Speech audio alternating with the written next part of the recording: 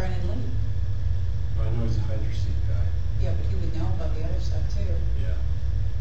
He'd be a good person to ask. Yeah. Our TV's not plugging in. Not that I need it though. Do I need it? Should we wave to them? Wave. He's got your picture on there. He's doing stuff. Wave. Is the camera on? Yeah. Hello?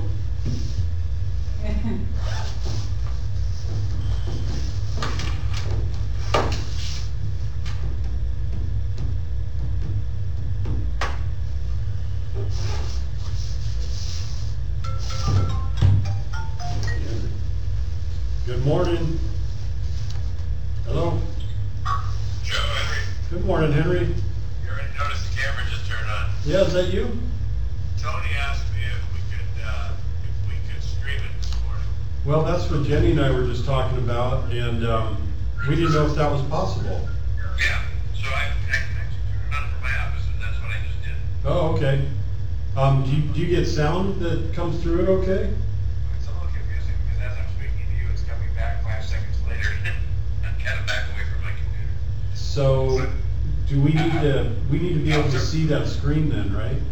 Yeah, I can see you right now. I'm gonna turn it off now, and then turn it back on, and then. So let me just ask you though, is this gonna be open to the general public? If the general public happens to know that they can log on, to our Yeah. website, yeah. You sure you wanna do that?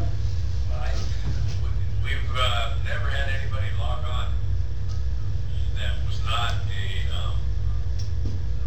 a staff member to any of our meetings before. Yeah? So I doubt if anybody knows to log on. Okay. It'd be highly unlikely that anybody from the outside would log on. Yeah. Okay, and then, They'd have to go to our website, and they'd have to go to commissioner meetings, and they'd have to go to live feed. They'd have to know what they're doing, and we don't, publish that information. yeah, okay. Are you gonna be here? Yep. Okay. At my 8:30, I feel pretty comfortable about turning it on for the meeting. Okay, sounds good. And then if anybody has any verbal input, they'll have to call. Yeah. Okay, I'll turn it off right now. thank you. Yeah. Bye. Well, there you go.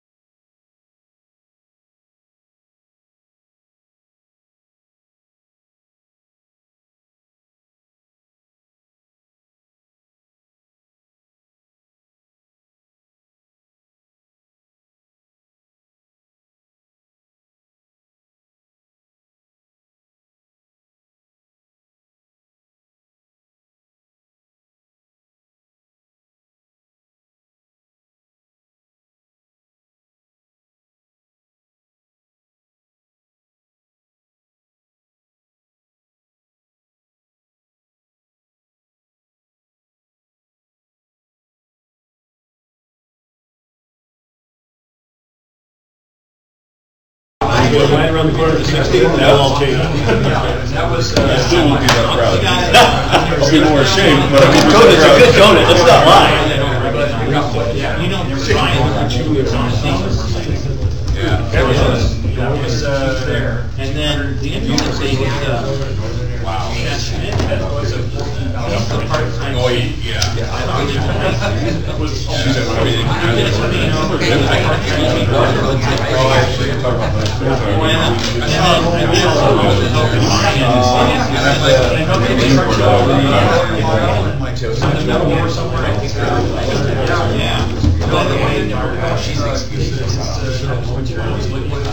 like, I think they have,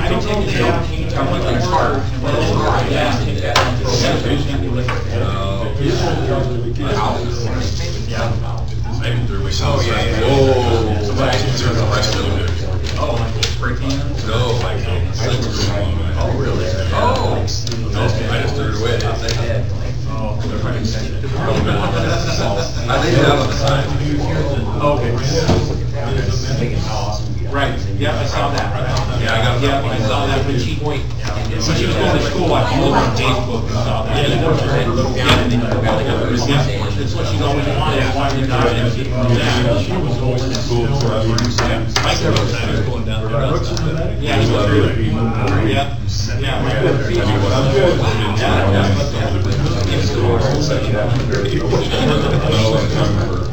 I don't think so. Chad was going, so I think they sold it. Rumor I heard is that about the same time, his wife started asking divorces. And I think they had to sell it to pay off the thing. I saw that, but I don't know.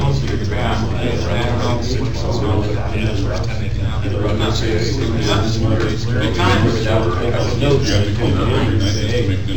I tried to do it actually. Oh,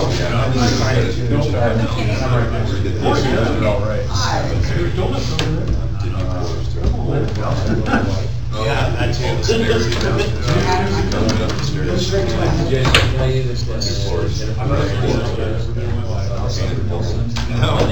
No, just 3 windows. How many windows?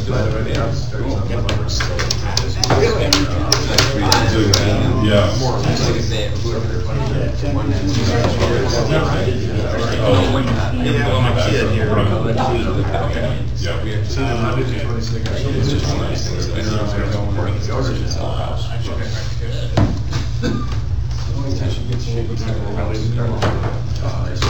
There's about 4 dots out there. Yeah. Yeah. I have to go get the paper this morning. I did that.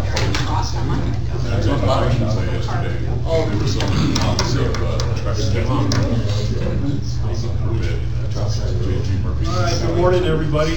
We'll get going here. How's everybody? Very good. You guys ready for the morning? That guy looks like his dress was better.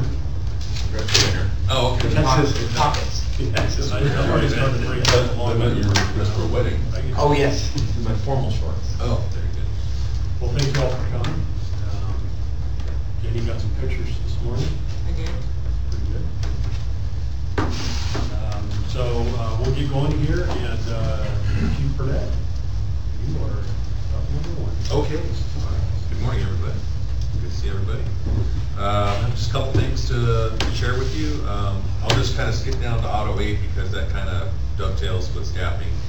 But for those that aren't aware, we've been meeting with City of Bellingham for probably 2 years now, discussing a formal Auto Aid agreement between mainly District 4 and the City of Bellingham, but we've also included District 21 in that conversation.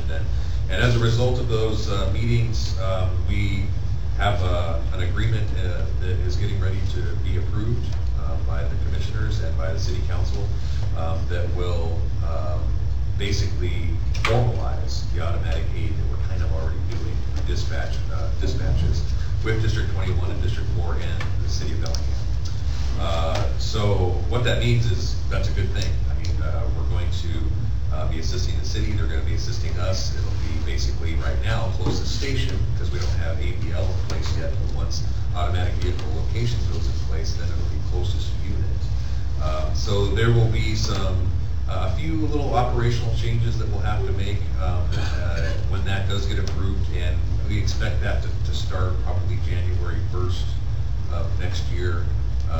The contract or the agreement has to go through both political bodies, be approved, and then also we solicited the labor unions for their input as well. So we're kind of waiting to hear on that. But as part of that, as part of the auto aid program, it's very important that for that to be successful, that we have like for like resources. So that we mirror the city and the city mirrors our resources as much as possible when it comes to personnel, staffing on units, and training. So in the agreement, the staffing of units is identified as 3-person engine companies, and that each one of those positions, the captain has to have a certain amount of training, which all of our officers do, or officers have to have a certain amount of training, and the driver and the firefighter has to have a certain amount of training, which we already meet. So that being said, as of January 1st, we are going to change our minimum staffing to 12 per day, from 10 per day to 12 per day. So we will minimally be staffed at 12. We will call it for overtime based on our current overtime directive. That may not change, that will probably be the same, but we will be looking to keep constant staffing, and our desire will be to have 3 people on every engine company. So that's a big change. I feel that we're ready to make that change, and that auto aid agreement's going to help push that change through. So that's a positive thing for staffing. It's a positive thing for both departments, or our department and the city. And there may be some caveats to that, but we think that will be very far in between. So that's the biggest news kind of coming out of the meeting today for me. I know you guys probably have a lot of questions. I'll be happy to try and answer those, but at this point, we're looking at January 1st for a start, so there'll be more information coming before that time. So I'm open to any questions that you might have. You had mentioned the ABL. Is there a timeline on that going active and live? I haven't heard of a timeline. Chief Hollander tells me it's an update that's going to happen sometime next year. Early spring is what. That's the hope. That's the hope. Right, they're still struggling with getting just the locating part working. Yeah, there's some procedures that we've identified already in the agreement that we're going to have to do. Like, for instance, if we're talking about Station 12 and Station 12 is out of the house and they're in the area, and a call comes down for them, if it's in the city, that officer's going to have to be heads up to know if they're really closer or not, because we don't have ABL. So the city station might be closer, but since they're dispatching just based on station location, there's going to have to be a little more heads up with the company officers to say, oh, we're actually farther away from that dispatch city, or vice versa. So that's been identified. We've also identified the transport issues. So basically, if we go to the city and we do a transport, it's the same as we're doing a transport in our own district. We bill the same, the city bills the same as we do. So there shouldn't be any issues with that. If for some reason we aren't staffed at 3, and I don't think we'd have any reason other than we just can't find people to come in, or something happens and we just don't have somebody, then say we have a 2-person per day engine company at Station 12 for some reason, for an hour, I don't know, 2 hours, whatever, and then they would put themselves out of service on the engine with CAD, so we don't get called into the city. And if we have a fire call in our area, they could go in addition to the actual full complement that would be coming on the auto aid, so they can still get on scene fairly quickly with 2 people, and we'd still have a full complement coming. So those are some other things we've identified that could possibly happen, but we don't foresee it happening very often. Yes? We're going to change the procedure for medical physicals to go on time instead of sending on-duty crews to... Well, it's a good question. Currently, myself, Kelly Freeman, Dr. Way, and his staff have been talking. We had a meeting last week about how to possibly change the way we're doing our medical physicals. There's two options. One of them is to go off duty and get paid overtime to do that, like the city currently does. The other option is to take our units and send them as a group. So, in other words, we could take engine 12 or engine 63. All three people would go down together, get the staff car, go down together, put the engine out of service, whatever, and do their medical at the same time, and then come back at the same time. And because of auto aid, we'd have units to be able to cover those areas, and we'd love to cover those areas. So that's the other option. So Dr. Way's office, we went through that process with them, and they are able to do that. They are able to do 3 people at a time, and just kind of make an assembly line. You go through, and each person does different things, and then you come out, you know, at the end at 12 o'clock or whatever in the morning. So, so those are the two options that we're looking at. But yes, we are most likely not going to be sending people, one person out of the station off duty, so we drop staff. If I can change that. Just 2 other tiny things on that. For ALS calls into the city, are we sending an engine company and not an ambulance? Is that similar to their response? That I do not know yet. And, I'll jump in on that question. The station orders and before APL is in the station orders and the response packages and stuff like that. We still are going to sit down and talk about how that works, what units go, because the city has criteria that may be a little bit different than us. So we need to sit down operationally and talk about those things. We do know that one thing that's going to happen quite quickly is the ladder response. So right now, in the District 4's area, for commercial response with a ladder truck, it's coming from a long ways away, and sometimes it's limited. So ladder 5 is going to be picked up now and coming to 4 instead of 30-minute response out of the Birch Bay. So those things are going to change. The last one was on the area directly across the street from the station, Ruston Way. Yeah. I heard that annexation's gone through. Yes, yeah, good question. I forgot about that. So the annexation for the section that is just to the west of the Red Loop Station that covers part of that neighborhood, it covers Panacea Auto Repair, Gundy's Auto, all that. That left the boundary change impact board is now a done annexation. I don't think it takes effect though for just a little bit still. I think the council has to approve it, and I don't think they had their meeting to approve it, that I know of. But that will probably happen this month. We are actually negotiating with the city of Bellingham, District 4, as our negotiators, negotiating with the city of Bellingham separately from the auto aid agreement to cover that area, to mitigate, have them mitigate that area, because the city can't cover it in the specs that they want to be able to cover it, right? They don't have the votes close enough to cover it, so it's obvious we're across the street. We're going to cover that area for them, but it's going to be separate from auto aid. In other words, it's not just going to be auto aid and we're covering that area for them, you know, for free or whatever, but they're going to work out a mitigation agreement with District 4 for that, so it doesn't impact them as much. And we're still meeting to talk about that. We'll be talked to if something's going to change with dispatch on that, because we had a concerned citizen the other day stop by and say, you know, we went to a call at their house on Ruston. Thank God the annexation hasn't happened yet. We don't know where the closest, you know, rig's going to come from. And I said, well, we're in the station listening up, and they changed the dispatch, and we'll be coming. Right. I don't anticipate the dispatch being changed. Okay. I don't. If I hear something, or we'll talk about that just to make sure. But I hear something, I'll let you know right away. But it will probably not change, just because of the logistics of having to figure that out. So, and until such time as the city is ready to have the personnel and staffing, then we'll want to cover that station, especially there. Good questions. All right, anything else on auto aid? I'm sure other questions will come up. Think about them, let us know. And again, we hope to be January 1st going live with that. And I do have one more thing on that same topic.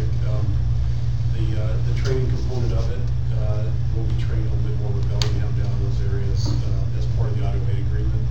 There's some, you know, it's imperative that we get together and we train together since we're going to run more together. So you'll see more of that come up.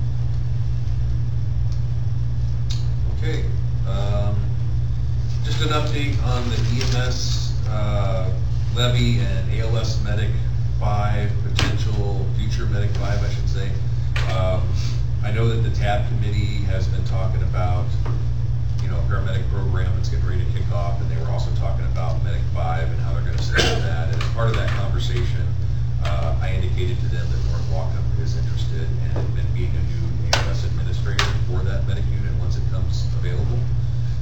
Again, we don't know where it's gonna be stationed, when it's gonna come available, you know, we don't know those timelines yet, but we wanna have our hat in the conversation, because personally I feel that, you know, we are capable of administering an ALS program. I think we have the talent in our organization to do that, and I think it would benefit the citizens of Whatcom County for us to do it. And so I have made my interest known with Mike Hilly, the coordinator for the EMS program here in Whatcom County, and also with the president of the Fire Chiefs Association. And so we're going to start meeting with them and being part of that process. I also know that the labor's meeting with different labor groups are meeting together to talk about it as well. So there's also conversations about that. 63 And so I don't have anything new to really say on that. Again, we don't know when the medic unit's going to be put in place. It kind of depends on the data that comes in, on the usage and utilization. And we don't know where it's going to be stationed because the data still has to be run on that. So, but I wanted to make everybody aware that we are on top of that. Any questions about the medic units or the EMS stuff? Hey, Kevin, I didn't know she's sitting over there. You're so quiet. I know.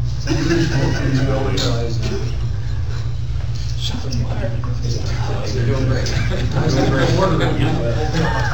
All right, who's ready for a break? I'm ready for a break. All right.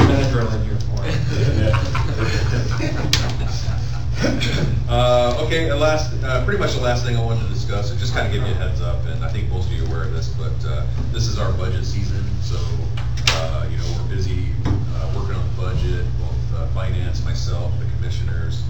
We have a budget study session coming up on the 22nd. It's going to happen right after the commission meeting, and then we have another budget study session in November to where the commissioners, who are the governors of the district, will discuss the budget and where they want to see different monies allocated. And then we start waiting to see what our revenues are going to look like for next year, and that slowly comes in, and oftentimes we don't get our final numbers until after Christmas, and the budget's actually approved before Christmas. So it's just the slowness of Whatcom County and kind of the way it's done here, but well, we should have a pretty good budget put together by then, and you know, we'll be looking at the capital item requests that we received this year already for next year, and looking to see what we can fund. The other big component of that is going to be our healthcare, what the healthcare costs are going to be next year, and we're currently waiting for some quotes to come back for different various plans on that, and so we're very active looking at that, so we can hopefully have information by the end of this month on what we're going to be doing for insurance next year. Other than that, I can tell you the trend in the economy is good. We're still on the upward swing.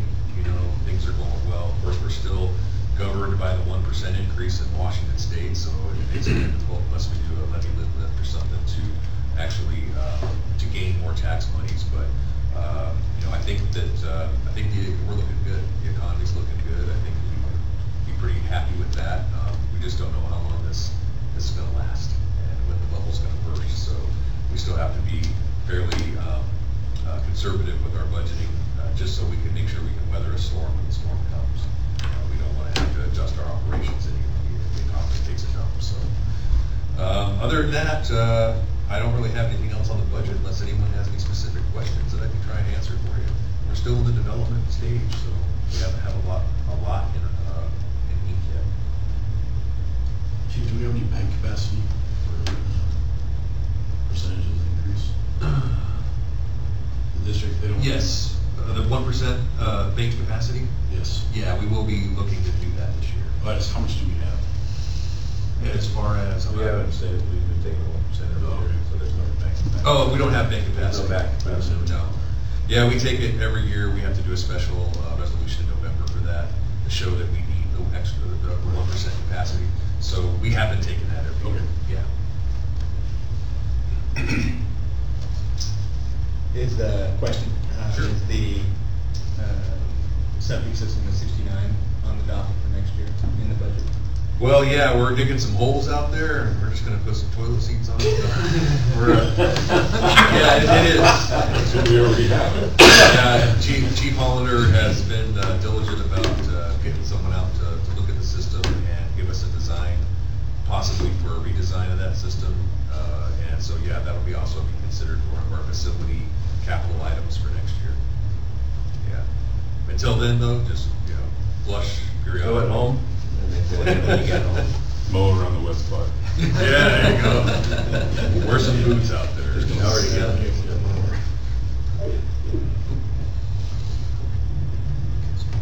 It's slow going, actually, trying to get, you don't have any targets. That hasn't been decided we're doing that, so. Yep. You will be involved, at least informed. Informed Through the process. as much as I want to be. Right. And with your experience in septic systems, I mean, Yeah, I'm taking advantage. He does take advantage of me. let's keep that on the down. And he asked me lots of questions too.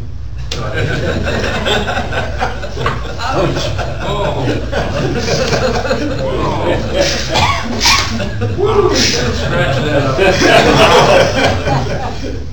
Boy. You're retiring next year, right? Good one. Yeah, okay. All right, no other questions on that? Yes, question. Just a quick update maybe on the federal EMS reimbursement. Are we still in the process of doing that and getting monies from the feds? We are, yeah, the GEMT program, transport program. We are expecting a payment anytime Okay. for last fiscal year that we put in for. In fact, we had a phone conference webinar yesterday with the GEMT consultant that we use because we're in the process now of filling out our cost report for the next fiscal year. And that's due actually next Friday, so we're working on the components of that. One of the things they said is, yeah, we know you guys are waiting for money, but it's up to the state to deliver those. So some agencies have received some monies, but not too many of them yet. So they say that it's supposed to happen in the fall. This fall. What is it, launder through the state? What is the state launder it or something? Yeah. I don't know, it goes from the feds to the state and the state to the players and, there's all that red tape in there.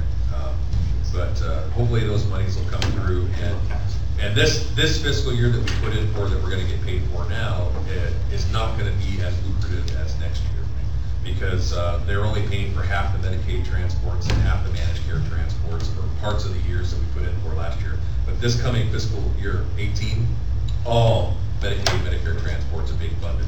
So next payment ought to be better than this payment that's coming. When we get it, we'll certainly announce that. Yeah. Good point. I'll just go ahead and let you talk about the new amended fire chief. Okay. Fred Meyer. Fred Meyer. It's not Fred Meyer. Did you call him Fred Meyer? No. I think he wanted to call him Fred. Oh. You keep calling him Bill. I thought his first name was... Well, his name is Mark Billmeyer, but everybody introduced him as Chief Bill Meyer. So I went to him and said, "Hi, Bill." But his last name is Bill Meyer, his first name is Mark.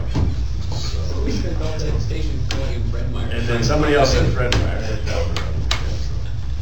Chief, I had Fred Meyer. I had a question, because you had mentioned last month about looking into ESCG or some other company for the strategic plan, long range. Is that moved anywhere? That is currently, that currently is what he's referring to as a consultant firm that we are looking at using to do a department master plan. That has yet to be decided whether or not we're going to do that next year. That's going to come up in our budget study sessions with the board because it's something that we need to budget for. The cost on that's about $40,000 to have that done. It is an actual amazing report. I mean, the thing is that thick, and they really look into every aspect of your operation and give you suggestions on how to make improvements from staffing, station placement, apparatus placement, modeling, all those kinds of things. So we are still in the process of deciding whether or not we're going to expend the money. Yeah. Okay, Chief Winchester on Ostermeyer. So, getting back to the Linden Fire chief, we met with him this week and just kind of got to know him a little bit and answered some questions for him and tried to bring him up to speed a little bit on who we were. But he wants to get into our rotation as Battalion 76 right away. I think he sees that, being the only guy there for him, having help is important, and we'd like to have help as well. So he's going to start integrating into our rotation, and we're going to shadow him for a while. We're not just going to throw him out there. So if you see a Lyndon, he's in the red Tahoe. If you see him show up on a fire ground out there, he's the new fire chief. His designator is Chief 75, so you'll hear him out there. But as early as next week, he'll be responding around the district. So again, we're going to shadow him and make sure that he's comfortable and make sure he has a garment. And we want to make sure we're comfortable. Find it out there. Because, he's a nice guy, but we don't know his full capabilities yet, so we want to make sure we're comfortable with him before we have him out on calls with you guys. So, yeah. Look for him out there. Okay. Everybody okay? We're only into this about 30 minutes. Anybody need to break down? Like get a donut. Get a donut. Yeah. Donuts over there. I've been kind of writing some more notes here this morning that are not on your agenda, just stuff I've thought about. But the first thing I wanted to let you guys know that I didn't put on the agenda is that we did get approval for a budget amendment this year to get deeper into our bunker gear program, which is great. So we are, as you guys know, we did the policy this year on PPE laundering, and part of that was getting a second set of gear for you guys. And we got approval to amend the budget for this year to get that part of the program up and running. So B-Shift is in the process of getting the folks up here to get that next group of people sized to make sure that the sizes are right, and then we'll place an order this year for the first round of a second set program. Next year we'll be doing the same thing. We'll get a list of folks that are ready to get their second set, and then we'll get them going. It'll be a process, but at least we're moving now, and you'll see that new set, second set come up. So I think that's pretty cool. So I just want to remind you guys, we're getting close to vacation pick year, part of the year. Just kind of get ready for that, and we'll get that going. And I want to jump down to the bottom on that same subject with the 5 new folks coming into the fold here in November. We're going to start integrating them into the crews, and the captains are going to work diligently on looking and seeing how that's going to work. Chris isn't here today, Jorgensen's not here today, but the plan for those 5 folks is to move them around during their probationary year so that they can get different leadership, different aspects of the job, different response areas, different types of training. So as we move them through their probationary year, they're going to be kind of scattered around, and because there's 5 of them, we have to get really creative and diligent on how that's going to work into the system.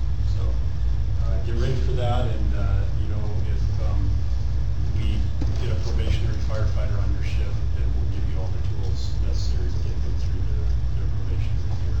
I know Jorgensen is putting everything on a flash drive this time, so they're not going to carry around a big giant 3-ring binder. So that's coming middle of November, end of November, or something like that.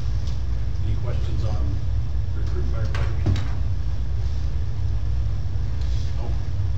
Okay. I've been meeting with Chief Rob Wilson at the City of Bellingham on a pretty regular basis because, there's always things that we struggle with in our district that are kind of unique to our district because we're so big. And we've tried to identify different things about communications and not being able to hear units out there in the field, and what channels work the best, and all of those types of things. And I'll ask Chief Hollander to talk about the J-Tower options here coming up soon. But we're always trying to improve what we do and make sure that our communications are good. And they're willing to help us as long as we stay in communication with them. If we don't communicate with them, then they kind of just, they have their thing and they do what their business is. But I'm in their face all the time, hey, you know, these are the struggles we're having out here. And one of the things that we're really finding is when we get calls up north here, 61 and 63, is that the pagers may go off, but we're struggling to hear anything. And I know you guys are in the same boat. So we're working on some options with that, but, you know, again, I just say, stay patient. We're working on it. Chief Hollander can talk about the tower that may improve that. And then, also Chief Hollander, tell us about the direction with bars, if you would, get to your stuff there. What other communication issues from you guys are you seeing that I need to address with Chief Wilson? I don't know that this is something that needs to be addressed with Chief Wilson, but when we respond on Fire 3, the simplex channel or whatever it is, it's really hard for us, especially coming from a distance away, to hear any on-scene reports and stuff like that. We don't get any of the communication because we're not close enough. And so, I don't know what a good fix for that is. If we don't want to change channels in the middle of a call, or, you know, arrive and then switch or whatever, but Yeah. it's just, it's difficult to get all the information as incoming when it's not getting to you. We had that very We have the same conversation. problem. Yeah, I know. I mean, I imagine. We had that conversation, Chief Wilson and I did, and I asked him what his opinion was. You know, these are the things that we're dealing with. What do you think? And he did have that suggestion about staying on Fire 2 until we get on the fire ground, at least initially, and then switching to Fire 3 if we have a working fire. I mean, that would be an option. What do you guys think of that? I think That might help us. Right now, they're switching us over to Fire 3 right out of the chute, and I agree, you know, it depends on where you are and all those types of things, but that is an option that we would have, and they're more than willing to talk to us about that. Yeah, not getting anything is pretty frustrating. It is, yeah, it really is, and, yeah, you know, we're struggling with MDC stuff too, and that's part of it, but when we are coming from our homes, you know, as a battalion guy and trying to come into a working incident, we have a hard time hearing, you know, depending on where we are. It's like, man, I didn't hear that transmission, so we ask for, you know, repeated information from Prospect, and it's tough because those are really critical moments there. Ties up the radio, yeah. Yeah, so, what other suggestions would you guys have in that piece of it? Switching to another frequency when we get there is a good idea. Leave it on Fire 2 until you get on, like you said, get on scene, and leave it up to that shift officer or the officer that's there making that decision to switch over to Fire 3, and that's our cue, whether it's something or nothing.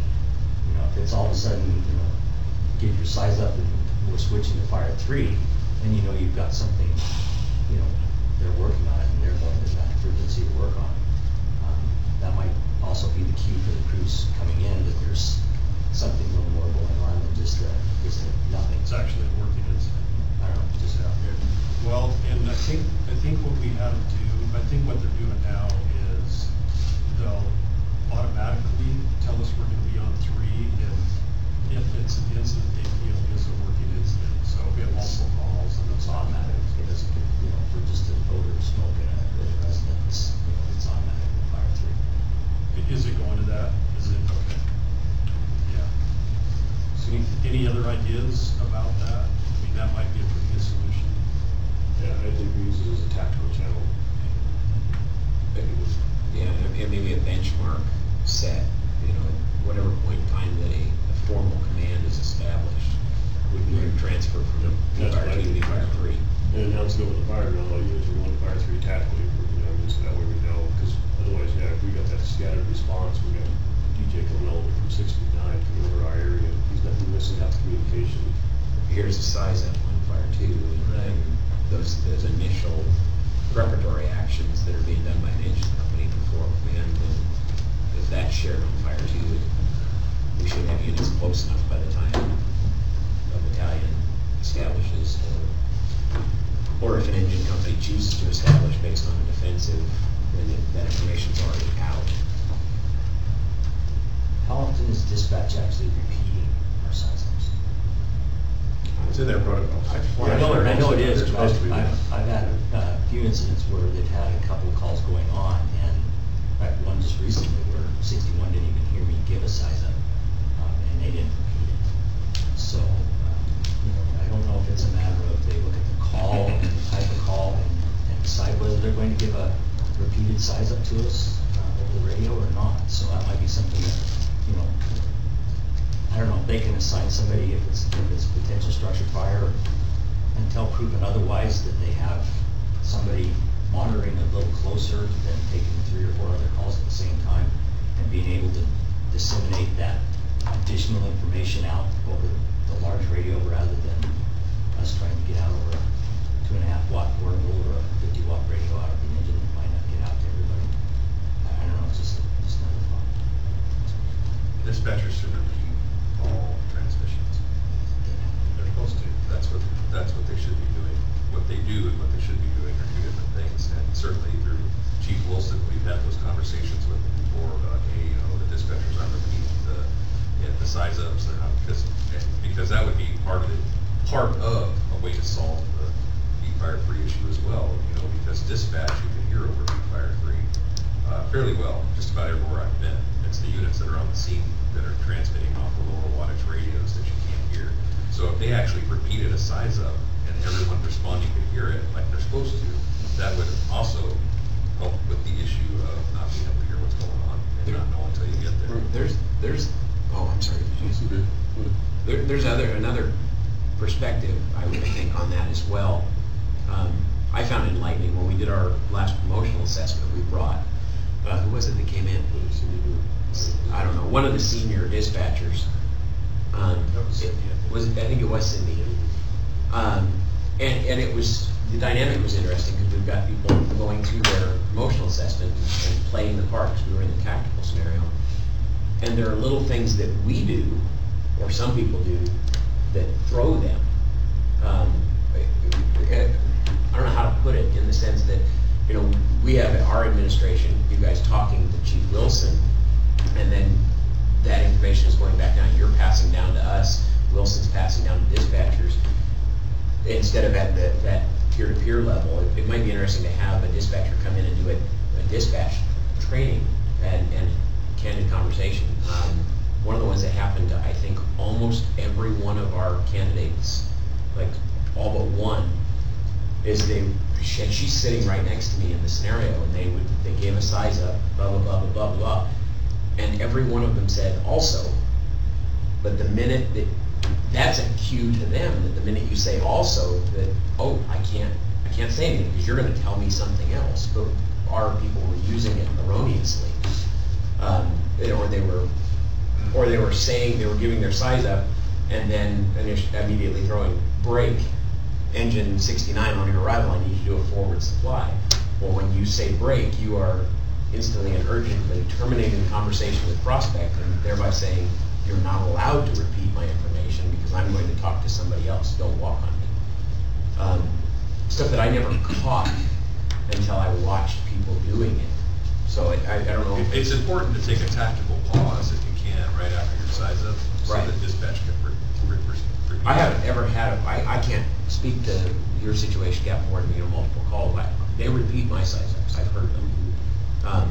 I can't say that I've run into a situation unless, of course, I did purposefully and willfully cut them off because I wanted to say something to Adam. Yeah, well, that's a good point. Yeah. Actually, and the additional thing to that is, if they do repeat it, which repeater are they repeating it from? Because if they're repeating it from the 8th Street Tower and you're coming from 69, you won't even hear the repeat. Break actually means that, so you in my experience in the real world, you give your size up, you say break, give your instructions into 69. The next you hear from is engine 69. The first person you talk to at that point comes back and gets your traffic. And they don't do that. I don't think. Well, I think it's a Whatcom County. It's just like. I think they're so comfortable with Bellingham not having to worry about hearing it because everything is crystal clear and real out there. So they're not used to us out here. Maybe they should come out here and run a dispatch or two out of Station 63. See how bad it is. I'll tell you what has really helped me is just to go down there and plug into their console and just talk to the dispatchers and watch them bring calls in and send them out. And they asked me questions, you know, and so the last time I went down there, which was a few weeks ago, it was a pretty busy afternoon, and First Bay and Wayne were getting calls, and so I was listening to them. And I was able to say, see, this is the hang up right here. This is what's happening in our end. And they're like, I didn't know that was happening that way. That's what's happening to us out there. So we're constantly working with them to try to improve things. Because you're right, I mean, you know, Bellingham is a lot busier system than us, and they kind of get used to things that way, and they don't know what we do really a lot of times. They don't tell them. So, yeah, And just to tag on a little bit, the idea of them repeating the size ups is good, and, you know, like Chief said, if it's off the wrong tower, we're still not gonna get that.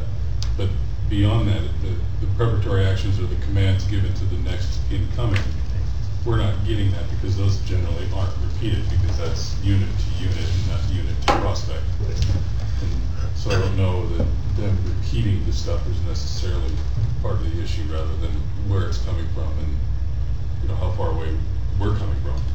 So, I mean, based on what you're saying, if you're on scene and you're taking quick action as a company officer, you initiate a command and you want to give orders to your next in unit, you're saying that on BPR 3 they can't hear you sometimes? It's possible depending, like if it's Kevin Davidson and he's giving a command to us because we happen to be the next coming in because 61's out. You know, if I'm past Delta line, I'm not going to hear it. I got you that. One of the practices that's common out there is in the fire service in general is that when you're on scene, first company's on scene and your second due is coming in, that you don't give them an assignment until they're on the scene, because you need to be on the scene to be assigned something. So I can understand you may want to give them information or heads up if they're further away and they can't hear you, but they should be able to hear you once they get on scene, and then you give them an assignment. I would think On scene, that's not a problem, right? Yeah. I mean, that's why we switched to this. The on-scene communication is great. It's the distance that is really the hang-up. Yeah, that certainly is that certainly is a problem. And that's because of the radio propagation of simplex channels. One of the things I've done notice with that kind of situation is I'm going back to our base station on the mobile versus trying to give them some kind of insight on my portable when I'm doing my size up or whatever else. I go back to the radio and tell them what I want them to do then, and that's worked a little better, but. Have you used the repeater? No. The mobile one? It's a mobile repeater? Yeah. 16. Yeah, so 16. So is the group kind of in agreement that we should look at that, stay on fire 2 until we get on scene and we have a working incident, and then let the incident commander make that decision to get to a tactical frequency? Yes. We have to I see a lot of heads nodding. We have to change the run curves then, on the fire. Change that operation on fire. Yeah. Yes, sir. And one of the things that I've done in the past, and knowing the communication isn't that great when, you know, you're bottlenecked down a long driveway or whatever, and you see what the scene needs, I've just asked Prospect to repeat it. And I said, Prospect, please advise all incoming units to park on the road and bring your man forward. Just knowing the communication is crummy, and they'll do it. You just have to take the extra 10 seconds to ask them to repeat it. And it works, but that's better than having to try to band-aid our communication problems with repeating stuff. Okay, we can do that. All right, now let's see.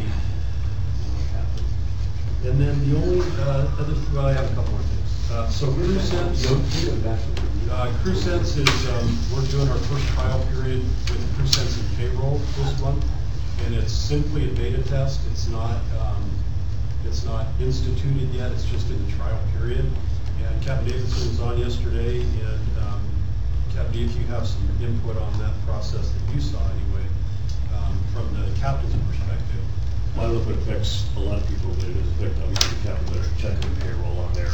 Just a couple of glitches with CrewSense, and I called the people to make sure that they were on there. CrewSense showed them working a 16-hour day. In fact, they were on a 24-hour shift on the 30th of September. Unknown why that is.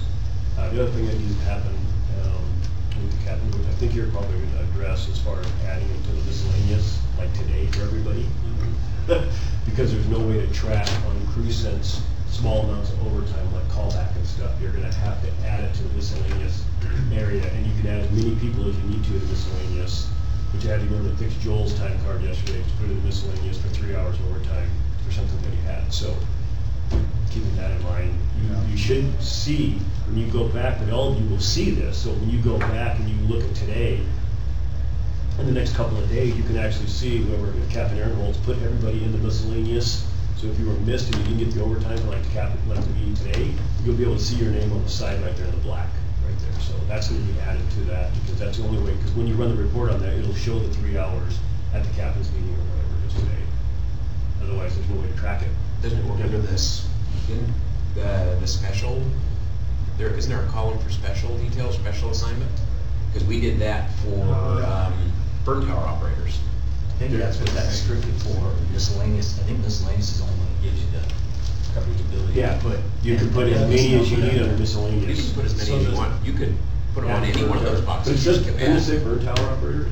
So the It says special special. assignment is a little different. That's more like a, how do I put it? It's more like a,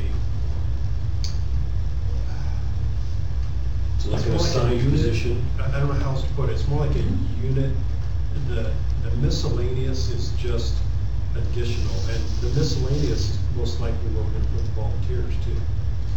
Because it's too hard to do it another way. It wouldn't, I mean, when we put that, because you and I were, and Chief Palmer did that, it was specifically at that point in time, we found a glitch in the matrix with burn tower issues. Yeah. And so it's an overtime, and it doesn't have, I mean, it could literally be 4 hours Davidson burn tower, and the very next line can be populated with somebody that's 2 hours for a callback. And it comes, I mean. And however we want to do it, I just know that if you don't put it in there, when they run the report, it doesn't show the overtime on any calls, Yeah. so. So that's a good point, and these are some of the things that we're trying to, that's why we're in a trial period. And another thing that we found too was, so the administrative staff is on 410s. We're also battalion officer, they're a unit designator with a name in there, and when we stick our names in there, you know how you can override, it'll give you an error, like you're working too many hours or whatever it says. When we override that, we force that entry. Well, when we run the monthly payroll reports, what do they come up to, like 400 and some hours a week? Right. It's overtime. You guys work like 62 cents an hour. And so, you have to make those adjustments. We have to figure out how that's gonna live on payroll. So those are some of the things we're working through right now. But I will look into that special assignments box too, but it has to be on there somewhere. Yep. So Whatever way that- you do it, yeah. So that the overtime gets picked up. Because I think that miscellaneous also does some other, It doesn't just about anything. but it also tracks some, it does, like anytime there's a trade, and depending on how the overtime is billed, because I don't know if you and Captain Ward or Dean are doing overtime the same way that Aaronholtz and I do. I do. Because that one sits in limbo a couple times I've seen it. You don't assign the overtime to a certain place, that's where it comes. That's where it comes And in. then you gotta Yeah. bring it over. You gotta drag it over. Well, we can also talk to crew sets too about having them make something that works for us. Yeah, sure. I mean, we can have them put a category there for special events, and then you can add personnel at times. That's what we did. Yeah, It's in there. okay. What would be really nice is what Crew says on the first Thursday of every month or whatever it is, and we could change the date, then it drops a drop down, you just put everybody's name in there, and it automatically calculates their 3 hours or whatever, instead of having to put everybody in there, each individual. Yeah. To be able to. I don't know, whether you- I've got some experience with several of these programs, and none of them did that. Yeah. We always had to manually put them in. Yeah, so you just have to manually. And it usually was the individual that was in charge of that meeting, had to be the one that told the scheduler to put it in. So, because a lot of times people have a meeting, they leave, and then they're like, oh, well, who's putting the time in? Right. Oh, crap. So, So generally, whoever the captain is, probably like that, you know, so you could probably put this everybody in right today or whatever, so. So I've always done it. Yeah. And Just then, so you know. the forecast is, I sent out an email that you guys have the ability to run reports now. Yeah, which works out, actually working out really well, looking at everybody to try to do your time card comparison to see how many hours they worked in the month. You calculate it by 24, and it shows how many trades and everything that they had throughout the month. So that actually works really well for reporting. I don't know who has, everybody who has authority as far as an LT or a captain. Firefighters probably don't have the ability to go in there. But anyway, it's a pretty good system. It seems like. We have some bugs to work out, and we'll work through it. And Chief's right, CrewSense has been really responsive to us because it's very adjustable. It's very customizable. So. Okay, good. And then the last thing on my list is Engine 61 lighting. For those of you affected by that, it's in the shop right now for other issues, but we had a generator go down months ago, as everybody's aware of that, and we went through some stuff with that and started building back into how to get that operating correctly. And right now what's going on is we're replacing the brow light and the two pole lights with LEDs. And there's some electrical things in there that have bearing on that. He got the brow light on yesterday, and we're hopeful that Engine 61 will be brought back over here today and get put back in service. I believe that's what the plan is today. He still has to install the two pole lights and LEDs, and those are on order and coming. Once we get all that established, we'll be putting out information to the department on how that was done and how it operates and all that kind of stuff. But just know that it's in process right now. Sorry it's taking a while. That is all I had for me. What kind of questions do you guys have for me? Yes, sir. Did you skip the response planning process? I did, thank you. Several months ago, if you remember, through this meeting, we all had the opportunity to kind of go through and talk about how we responded in the district on what rigs we took and, the different scenarios. And so we put together a draft response plan, and we met with the captains now, and we're still in the process of putting the final touches on it. We're just not ready yet to put it out, but it's still in process. There's some questions about some different responding criteria, but essentially what it is, just to kind of recap, it's to try to create some uniformity across the district on how we respond to certain types of incidents on certain types of apparatus for different scenarios. Things may change a little bit come the first of the year when we go to a 12-person daily staff plan. So we're not really ready to put that out yet. We're still in the process of gathering some information, but it's coming. Yeah. Is there any? Did you guys want to discuss any of that? We've kind of thrown it around for a while. Are there any questions specifically on it? I don't know specifically what it is, so I don't know what question I would ask. Well, it is the basic thing is the foundation of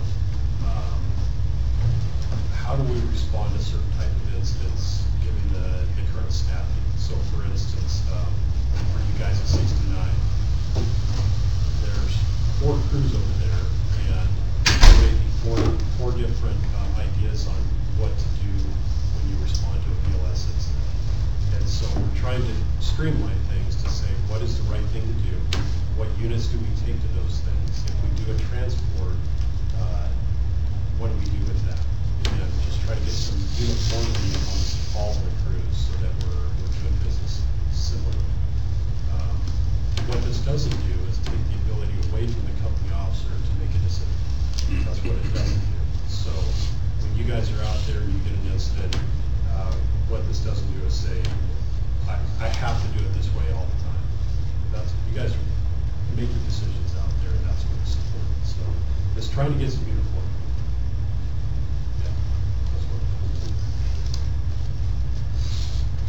Anything else on that one?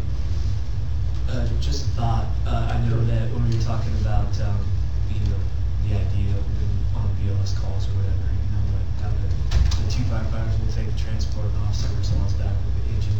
The only thought would be is on how we want to do that with probationary firefighters. That's a great question. Yeah, because you're not going to want to send a pro unit alone to Yeah. Those are all decisions that are made by the company, honestly. You know, you guys are the ones that are out there working with these folks, and we have the training component to it as well. And there's another one too, you know, it's not just being on probation, but the ability of being a driver operator. That will change what you do as well, you know, and how you manage those folks. So they all have to come into consideration. Okay. Yep. All right, driver recruits. Yeah. As far as like where they are and what they're doing. Yeah, just real quick. Yeah, so I went to North Bend a few weeks ago and checked in on those 5 folks, and you're still down there, right? Yeah, and you may have better insight on them personally than I do, but they've represented our district really well. Test scores are way at the top of their class. Behaviorally, they're fantastic. They're eager, energetic. We did have a minor injury with one of our folks a weekend or so ago. Last Wednesday. Were you there? Thursday, yeah.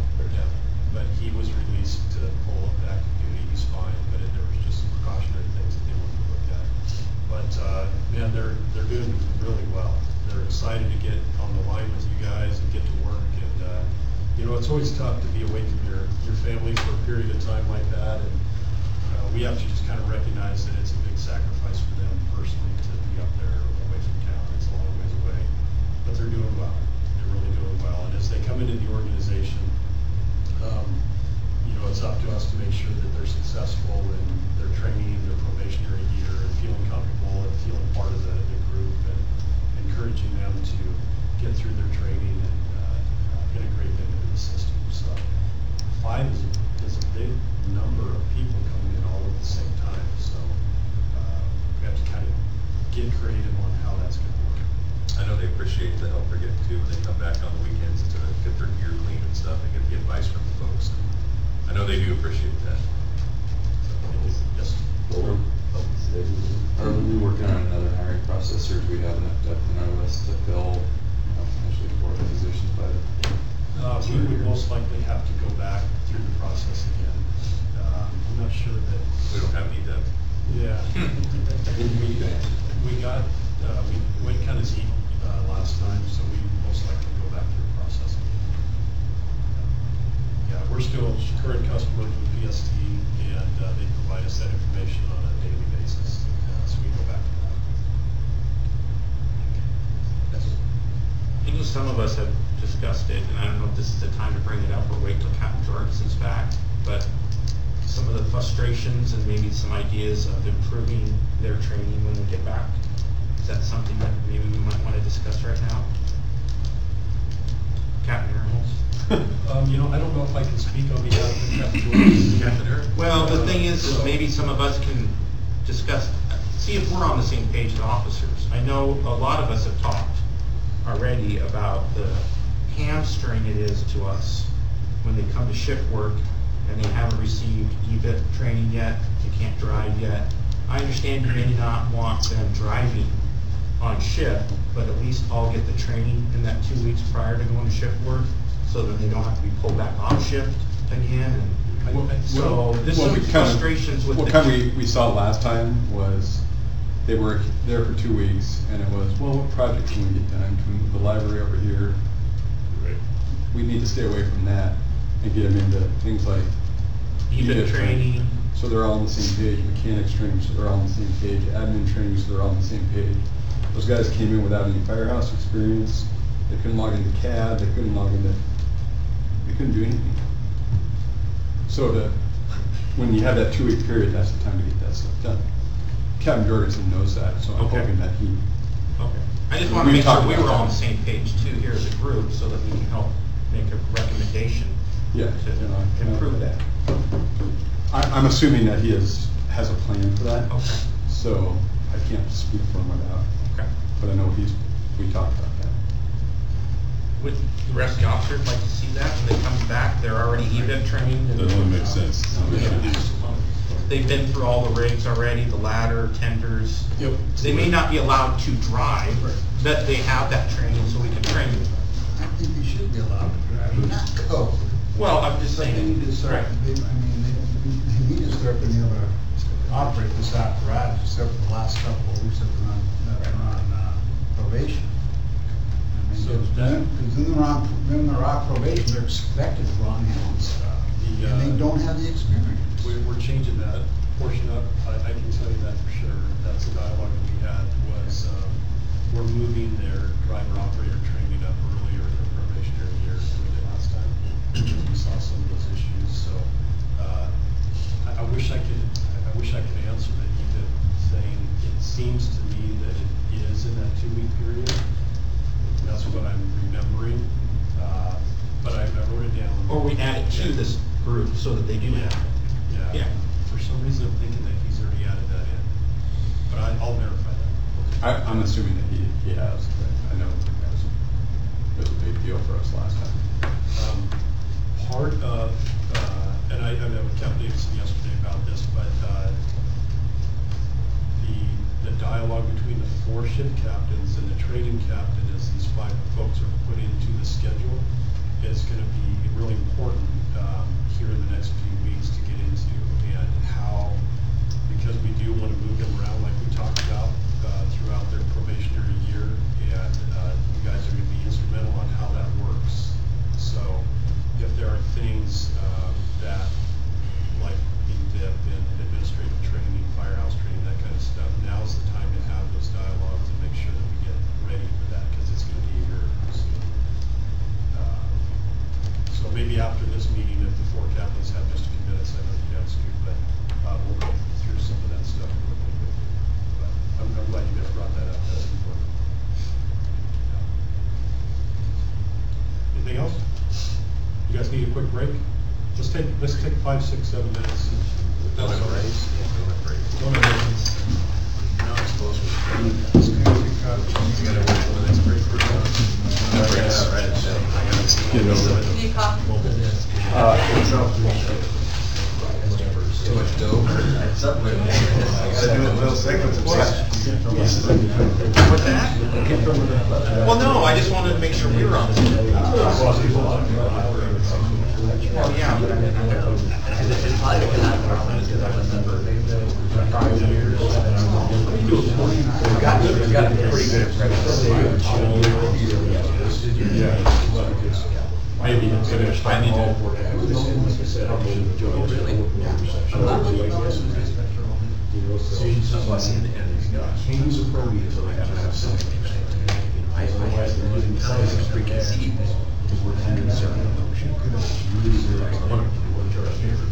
Oh, to have a coach there? Yeah.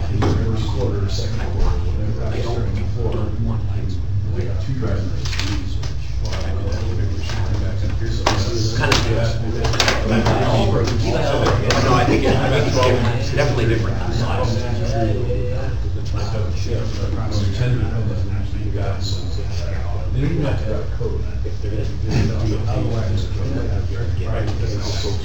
Well, what about if they were allowed to drive and it was at the end of the road? That's what I mean. Like their last quarter, last guy. Right. Right. And then, they're gonna move It's only 3 rooms. And of course, right. I'm driving because I can see because that we go in. Oh, yeah. Well, I should talk about that now because That's an operation. we should talk about now because they're going to be for it. I didn't know it was a lot of things. I think we need, I mean, it's, Just hear our consensus. I think that. they're gonna have designates. You guys are somewhat in the same position.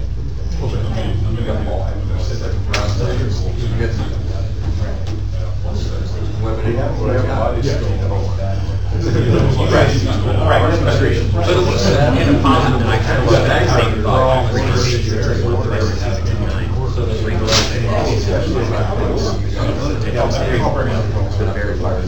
I got your back. All expected to tender from you. Kevin! I think that's really Three of them.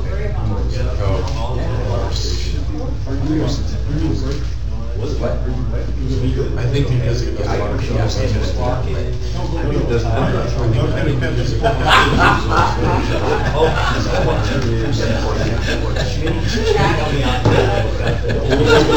You just stop it. Well, that was what I You guys a little bit better. getting us in that. Straight pipes. Putting. Good. Put on the roads. But I think I want. You and that knowledge. I was told tall. The firehouse. Yeah. I don't know what happened, but winter's here all of a sudden. This morning. That's good stuff. Oh, I did. I had one. We haven't had any A conflict. lot of things. We got meetings from 9 a.m. to 9 p.m. Solid sit day. I'm gonna get out for some exercise in between this one, I think. Vacation last year. I ate about 8 pounds. I mean, I ate and drank every day.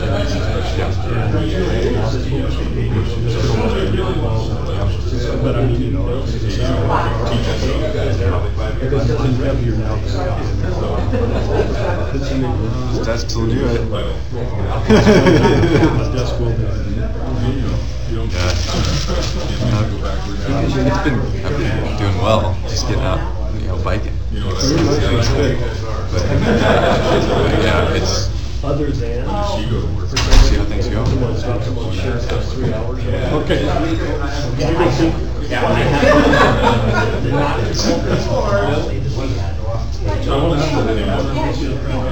I'm sorry. Trade.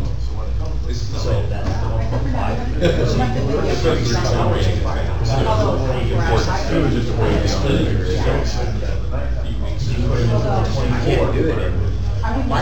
my husband was Just change the hours. Because the one time. You go.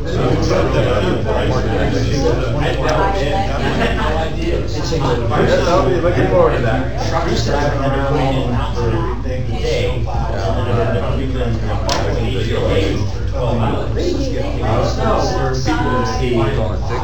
Did you edit something like this? Because the problem with that, you had to extend it beyond the day, because you cannot put 36 hours.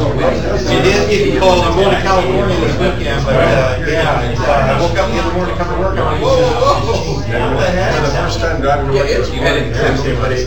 Yeah. So you wear them, might be extra. Yeah. I know, yeah. The 80 degrees like 3 hours or something. It's frost on the roads and stuff. Yeah. I keep the boat running one day, fourth time like that. You just lose the heat quick. Yeah. Oh, yeah, those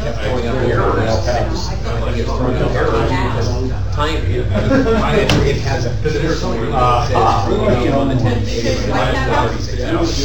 And it's like,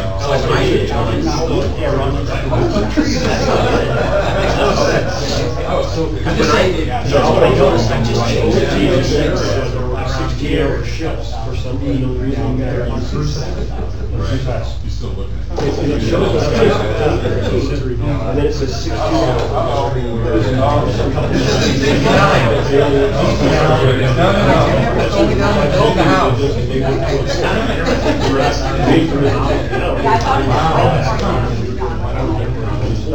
I wonder if you ever activated the callback, set the hours wrong on the callback. So, slide in here, so, I met with David yesterday. Yeah. During the day.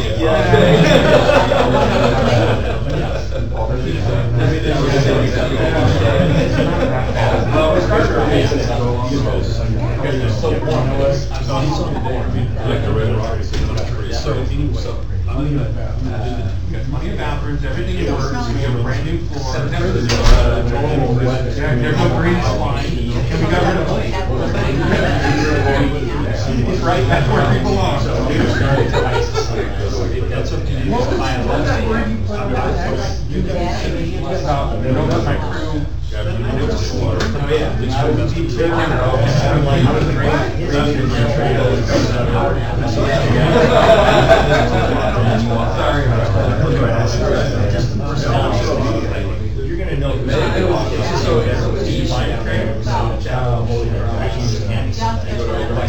all the way through the end. I mean, I'm really happy to share my opinion of them, but I share that as a character traits and. Yeah, and I don't know how they're gonna move around, you know,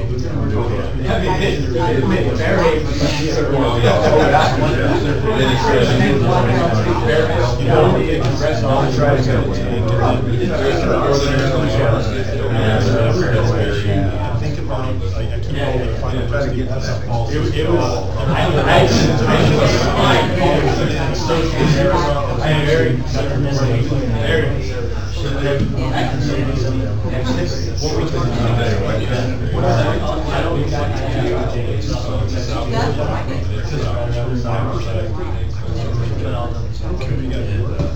you know, I don't. There needs to be.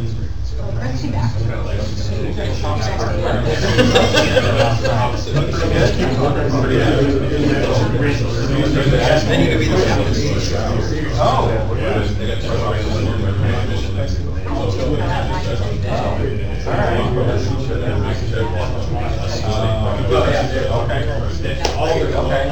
Yeah, I'm not so bad at slowing down or anything, I'll always get called.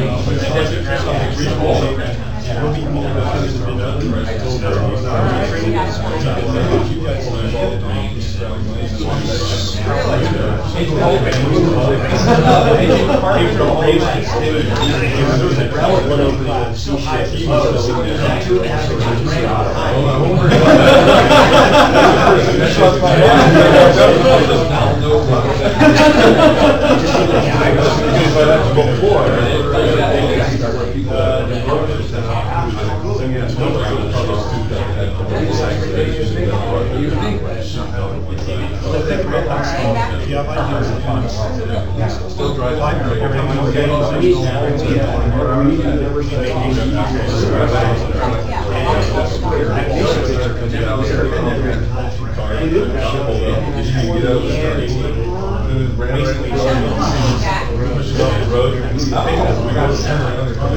Now, the only thing I wonder mathematically, somebody's if they're gonna hit the line, say November, probation's 9, balance probation's all the way to August. For the worst, because now you're at the point where now we only got 3 months. I mean, And then next year, we talk about the process. Yeah. I don't know.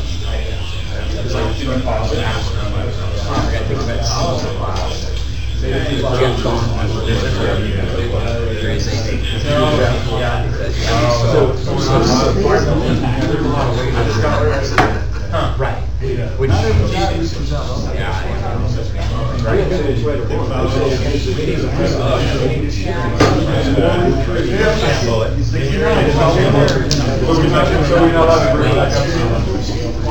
Okay, guys, let's keep going. I'm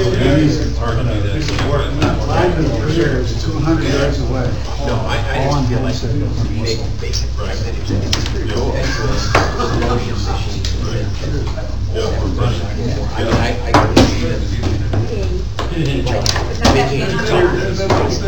These are your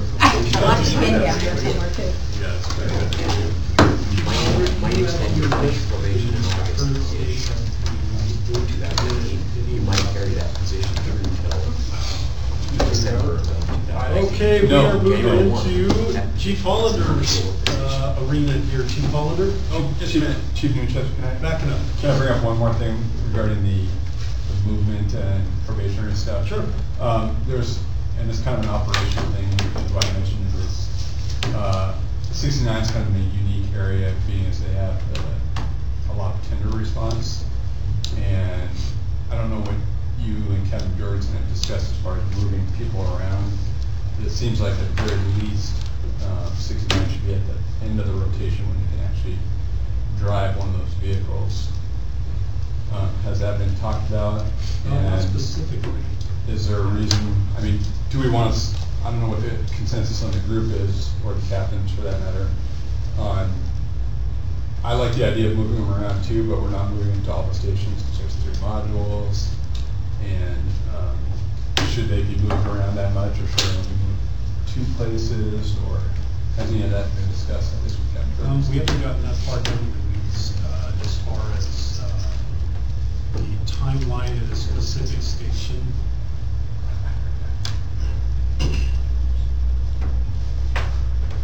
If I could add just a little background to that, I was talking to Captain Jorgensen, Captain Aaronholtz about, it's, and Bert could probably back me up and DJ as well, we're so tender dependent on fires that with 3-man staffing and one's a Kobe who can't drive, if you do the math, that's a problem when you're tender dependent. So, like, in my example, Levi sat in the officer's seat, I drove the engine so I could get there quickly and give a size up, and Scott drove, my senior firefighter drove a tender, which we don't go code with because it doesn't go fast enough to go code. So it doesn't, you can take the lights off the thing, it wouldn't matter. Right. So,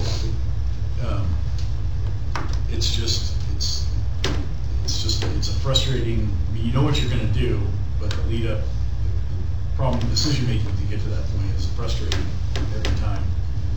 So if we had, even if they had done their EVIT module and were cleared to drive code yellow, they could drive a tender, because we don't drive at code. But we're a little stuck at 69 with code because you can't drive. In that instance. Yes. Because this time is, I never planned on moving anybody to 69 while they were on probation. They weren't that wasn't going to happen on probation, so I knew DJ in the conversation, but I wasn't planning on moving anybody there. So. And I concur, yeah. You just gave us the direction that we're able to do that. I currently have somebody, Keith was, had a probationary officer or probationary firefighter, so I can move that obviously.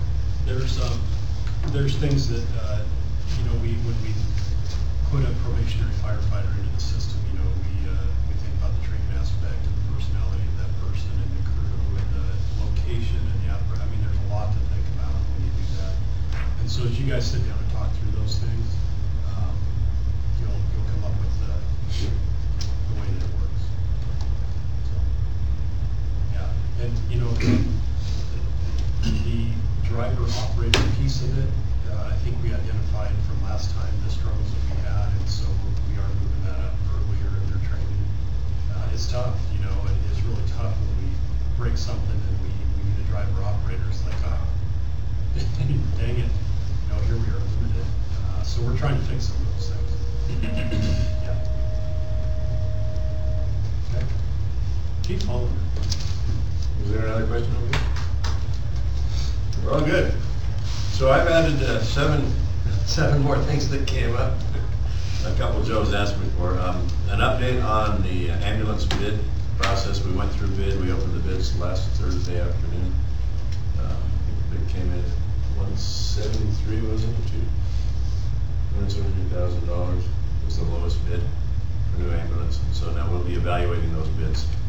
And can't tell you where we'll go from there, but that is where we are in the process. So we have bids. For those of you at 63, the extractor is out of service. It's a control problem issue, and that technician is scheduled to be up this afternoon. They got to come out of Seattle to fix that machine. They could possibly fix that leaky fitting on the back of it as well. Nobody's reported a leaky fitting on it. I have twice in the past 2 years. Oh, in the past 2 years? Guess I didn't look back. Sorry, I will make a note, leaky fitting on back. It's like my wife, she only has to remind me once every 6 months. Every 6 months? Yes. Well, once again, if I forget something, about that, yeah. If I forget to do something in 2 years, I certainly would welcome another refresher email. It's been 2 years, and I forget a lot, and I seem to be forgetting more as I get older. So if I miss something like that, please send me an email. Or just tell us that. Or just tell me I'm meeting and embarrassing for everybody. Sorry, I apologize. Communication to the board. Just a little wrap up on the whole communication thing in the cell towers. Everyone's aware that the long-term plan is simulcasting those towers We had actually a PARS meeting yesterday. And so right now, when dispatch transmits, they have to pick one of 7 repeater sites. And our district is so big that each site, there's no one site that covers all of our districts. So that's one of our problems. One of the upgrades is going to happen somewhere in the next 3 to 5 years. I won't be here, but there will be simulcast radios installed on all those sites. So when they do talk, it's going to go out of 7 or 8 or however many sites we have, all at the same time. And so that will solve a lot of the communication problems. But that's a few years off. Having said that, on another note, the county is going to be hiring a full-time communications, or opening a full-time communications position that they funded for January. So starting January, there will be a communications position in the county, however the county's put together. Right now, John Gargett from DEM is handling it. It'll be a brand new position, and that person will be in charge of all communication for law enforcement and fire, and whoever else is on the emergency band. And so right now, the way the system works, Bellingham manages everything that's in the city limits, and FARS, which is made up of the county fire chiefs, manages everything in the county. So it's two different groups. So as you can imagine, communication goes really well with them. One group wants one thing, one group wants something else. So we're kind of dealing with some of that right now. So once we get a communications manager, that person will work with Bellingham and hopefully resolve some of those issues, and that should help with communications. And then on the immediate fix, what we've got approval for yesterday was moving the repeater that's on the water tank down here, just off of H Street, off of Harvey, is going up to the J Tower, which is off of Valley View. So it's 600 feet higher. So we should get a lot better reception and transmission from that location. So the goal is to get that moved by the end of the year. The license, it actually was supposed to be last year, but it took all year to get the license from Canada, the approval from Canada to do it. We just got that a month ago, and now we're working through the technical part of it. Radio shop, our radio shop, the county radio shop wants to do it one way, the city doesn't want it that way, and I think we worked out those issues yesterday. So hopefully, keep our fingers crossed by the end of the year, if it's not too snowy, that repeater will get moved, and that will give H Street much better signal, so that when Birch Bay and Blaine are at the hospital, your tone should go out. That's kind of one of the big things that we're missing. This one right now on H Street doesn't reach the hospital when they're toning up for that. So there's a lot going on with that. A little bit of update on Versaterm, which we just found out. Versaterm just sold a system to a brand new fire department. I don't even know where the fire department is. Probably not a brand new fire department, but a fire department. Sold one of their new systems. And in their bid spec, it was required to have alphanumeric paging for their paging system. And Versaterm hasn't had that in the past. So they will be building an alphanumeric paging component to our paging system for them, and they've already told us that they'll be giving it to us for free. So sometime in the future, early part of next year, not only will we have tones and pagers, but we don't know how it's all going to work out yet, but they'll have the technology to send that same tone out through alphanumeric, like text message. So whether we can get rid of pagers and go to iPhones or get alphanumeric pagers, that part we don't know yet, but that is an upgrade that's coming from Versaterm. While we're on the subject of Versaterm, 3 weeks ago, last Tuesday, we had an issue with a Windows 10 upgrade that crashed all of our MDTs. And not only ours, but Ferndale's and every other department that Versaterm is currently using that has Windows 10 as their platform. They're trying to fix the problem. This is the second time it's happened to us. I'm pushing them as fast as I can, but I can't seem to push them fast enough. So they still don't have a fix. We are using Engine 69 as a test MDC when they do send out some test files. And I maybe haven't talked to all the officers in 69, but I've talked to some of you to let you know that is kind of set up as a test. They've kind of narrowed it down to the mapping section of the MDT right now. So I think 69's mapping may even not be live right now. It is. It is? Okay. So that's the test unit. As of yesterday at 4 o'clock in the afternoon, it still wasn't fixed for any of the districts. So we're doing our best we can to get that up and running. And I apologize for that. What that means is that when you get out to your rig, you'll notice you're logged off of Imaging and Sandy. Of course, you don't want to wait the time it takes to log back on. None of us do. It's happening to us, it's happening to District 7, it's happening to all of Versaterm users that have Windows 10. So can I ask you guys, what it looks like in my MDC when I get in the car in the morning? Versaterm has logged itself off. Is that what it looks like for you guys too? Yep. It says it happening at 12. That's not. No, it just locks up. Sometimes, or either that, or there's a message that will come up every 1 or 2 days of like it's entered in unstable state and Like an error returns directly. So A12 had some specific issues to that unit, and I just got an email this morning that that's all been fixed and resolved. That's probably a little bit different than the overall system failure. Yeah, every morning ours is logged off. So what I see is just like the desktop. That's all Ours I is a see. screensaver, yeah, we get a pretty picture. What time of the day and what day of the week does Tech Help do their restart? Is it Windows, the update process happens Tuesday nights. Tuesday In the middle of the night? night. So on a continual basis, Tech Help has set I think what you call it, upgrade? It's an updates, Update. firewall, Weekly update. security. all Tuesday that. night, every week, it does that. It also does it with your desktops too. And that's acceptable, you But every Wednesday morning to have to log on because of The the update. Versaterm issue is different, and I was just curious what it looked like on your end, because that's what I see. So, One of the things that came up when they were working on my NBC was we had the discussion about when they do the weekly updates.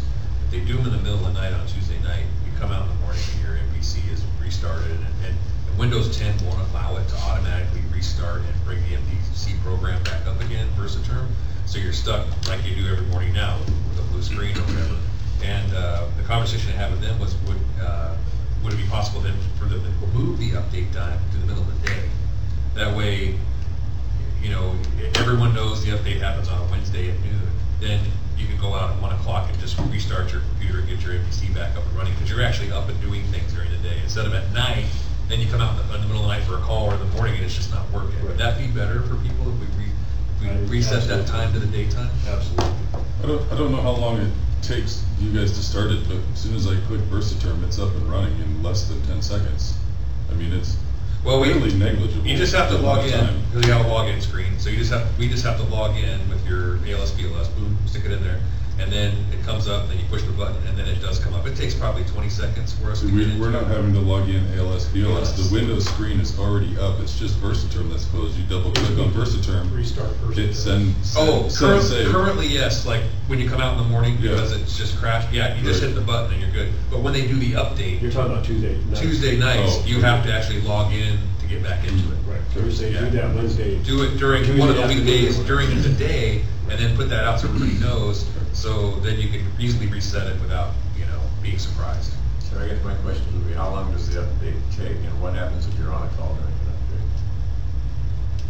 Right, what, Does it well, show you out of that? Same thing on that the happens in the middle of the call, night. it's not a big deal. Yeah. But I'm a lot more astute when I'm at 1 in the afternoon than I am at 1 in the morning.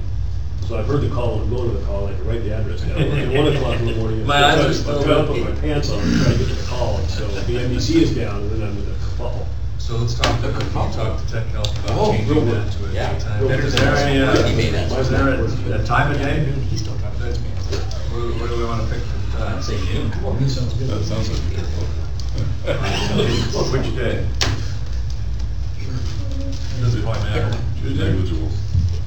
Yeah, that part's been all. Wait, let me check my shift calendar, see which days I'm on. Friday. That's right, right? Okay, Good Friday. I'll miss that call. Chief Holder? Go. Could Tech Help call us when they're gonna do something big in one of our computers? I recently had a deal where I got into the rig and I thought Versaterm logged itself off. There was a bunch of goop, many screens popped up, so I just closed them all, opened Versaterm. That's fine. And then I got a, hey, I'm doing something on this computer, and I typed back, hey, I'm going on a call, I need it. And I never heard anything again. So I assumed they were trying to fix the computer.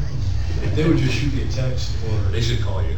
call me to let me know that they're doing something, I felt bad for interrupting. Was it in the last 2 weeks? I think so.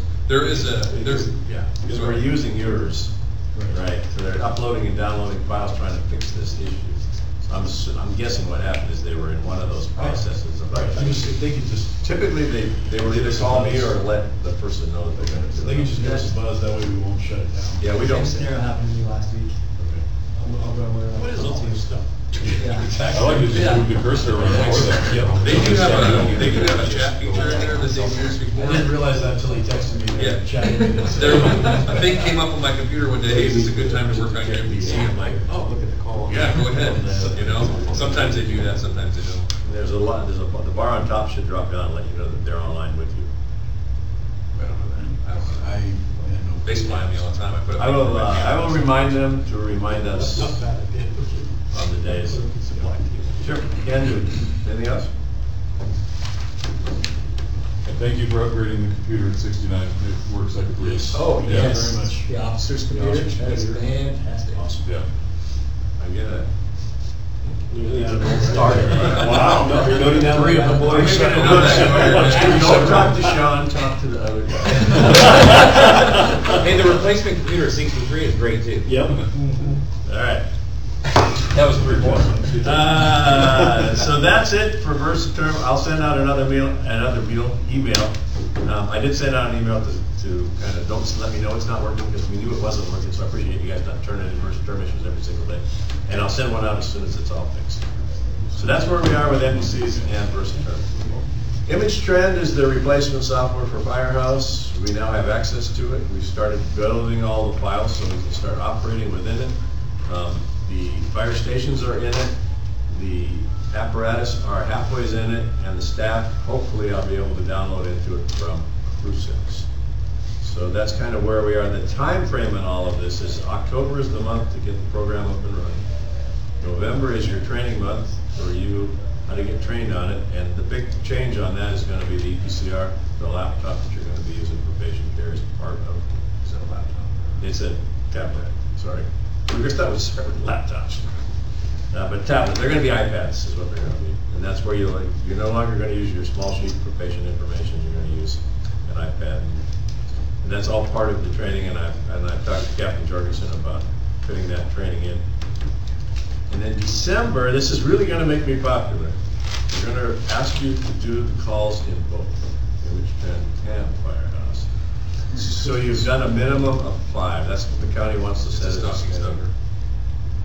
So that we have done in the. Done 5 Image Trend reports, with the goal being that we're going to switch over January 1st, 100% to Image Trend.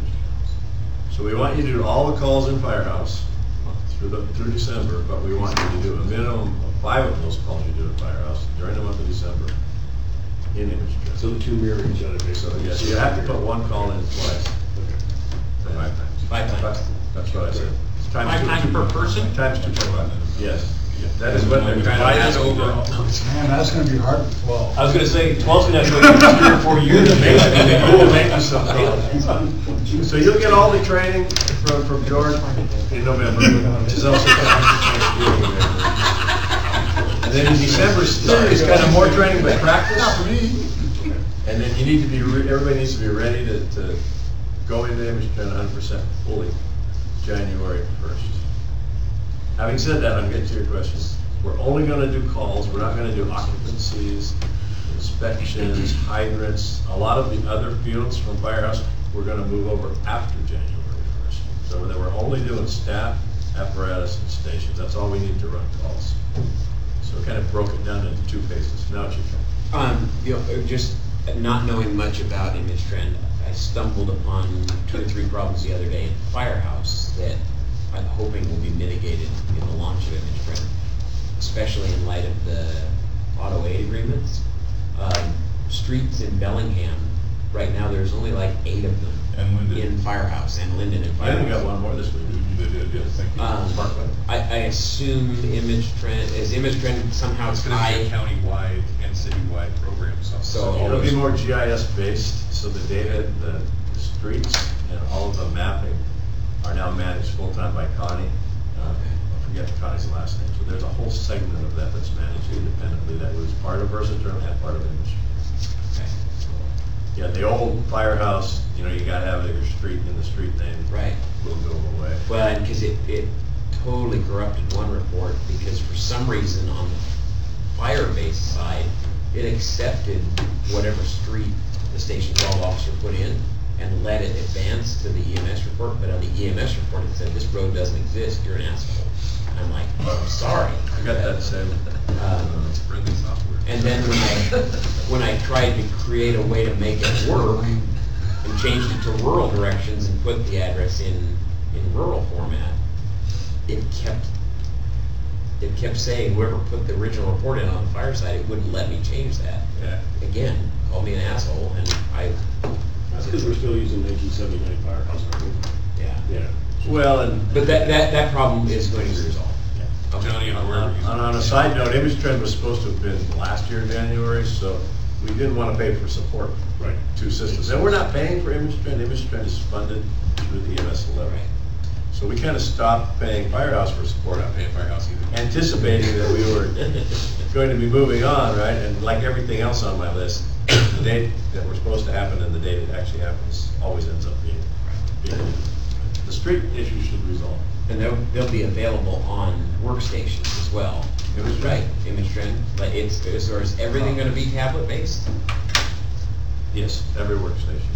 Okay. So you can get some of your information on your tablet, then you can go on your desktop and finish it, and then you can go home and finish it. Any place you have internet, from your cell phone or your other job, you can finish it. Yeah, any place you want. Not you guys.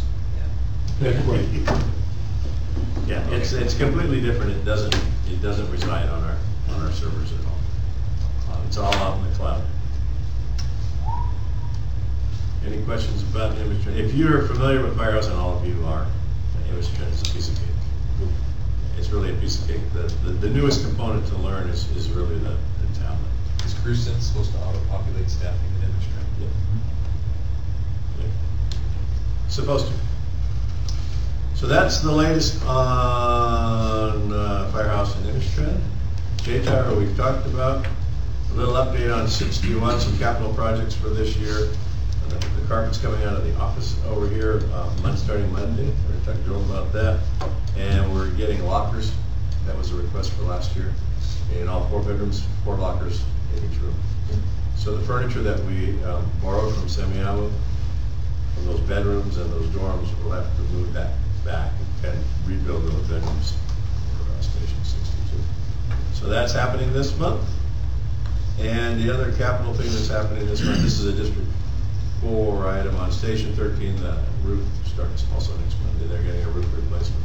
I know quite a few who turned in leak issues and things with Station 13, so that project will start next Monday. Okay, audit inventory. So it's that fun time of the year again where we're going to be audited by the state. And one of the things they always ask, and they always get really particular about, is inventory. And so if you can make a note when you go back to your stations, yours is already done, the captain's is already done, make sure there's an inventory asset sticker on your monitor, your computer, any light and one's easily confiscated items that need to be in inventory. I'm sure I missed some over the last year. And so I'll need to print out a list of everything we have, and then they'll do a random inspection and they'll just verify, and that's part of the audit process every year. So if you go back to your workstations, and if you don't have a sticker, just let me know what brand it is, and I'll generate the inventory number and bring a sticker out for that unit. That audit starts another couple of weeks. June? It starts, in November. In November? End of October. So if you could help me with that, just double check that I do have inventory numbers on everything. The next item, remotes for the gates. Chief Ninchas, do you want to talk about that one?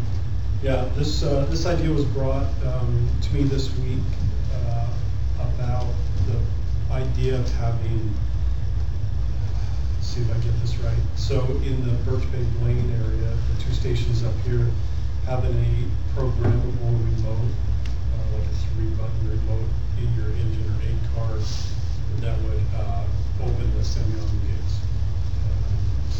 That was brought to us as an idea instead of a key. I was going to ask you guys what you thought, you guys that run into those areas. We still need a key to lock the gate open in the event we have an ALS unit or a fire or whatever, so that might not work very well. But It was just an idea that was brought to us, and we wanted to share that with you guys. Okay, was it brought to us by Simeon? No, one of our firefighters. Oh, We need to give the medics a remote too. The way that I understand it, the police department in Blaine have remotes for those gates that they use that were given to them by SRA. And so the idea was maybe the fire department would use that too. I think the difference is they control those, every one of those neighborhoods, so they have to go in one gate, out another gate. And they don't. They don't have units back coming in behind them, and so the current procedure is, right, we go in, we open the gate for everything following us, and then the last unit leaving, we send the gate back and serve. You guys hold the gate open with a key. Yep. As soon as you have a call over. is there a possibility we could ask the SRA to install Opticom sensors on the gates? I mean, I suppose that is an option. We noticed the other day, and I don't know if Ward or Aaron knows, the only gate controlled Opticom that I'm privy to right now is Ceilings.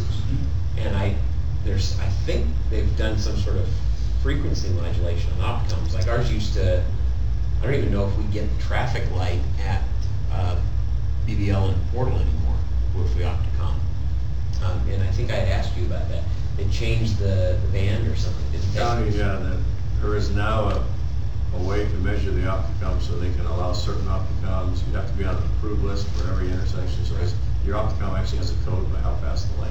Right. Blinks. They used to do it in Skagit County. It's not like the old day where every blinking light would turn it on, so it's all coded and computer controlled. City of Bellingham changed all of their, and that's what kind of started driving us looking at updating ours. Yeah, like our Opticom, the last 2 times I tried, would not open Ceilings, either the ambulance or the engine, which is weird. We're impressed with that one. Yeah, it was about 2 weeks ago, we couldn't get either of them to work. I don't think the remotes at Simeon are a good idea. The thought process I have is the city of Blaine getting it from the Simeon Homeowners Association, that's their only gated community.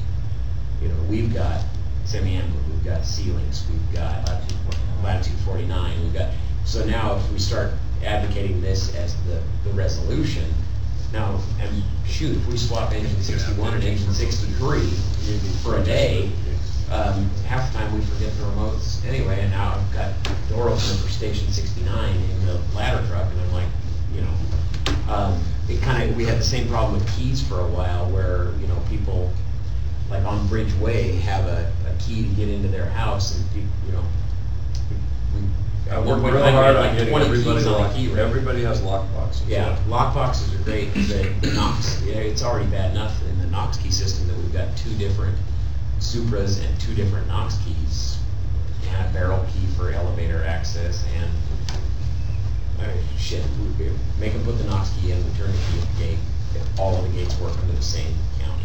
Well, I think the biggest thing is that we lock the gate open. Yeah. Same with the structure fire, we just lock the gate open, so all the units that are coming in come into that gate.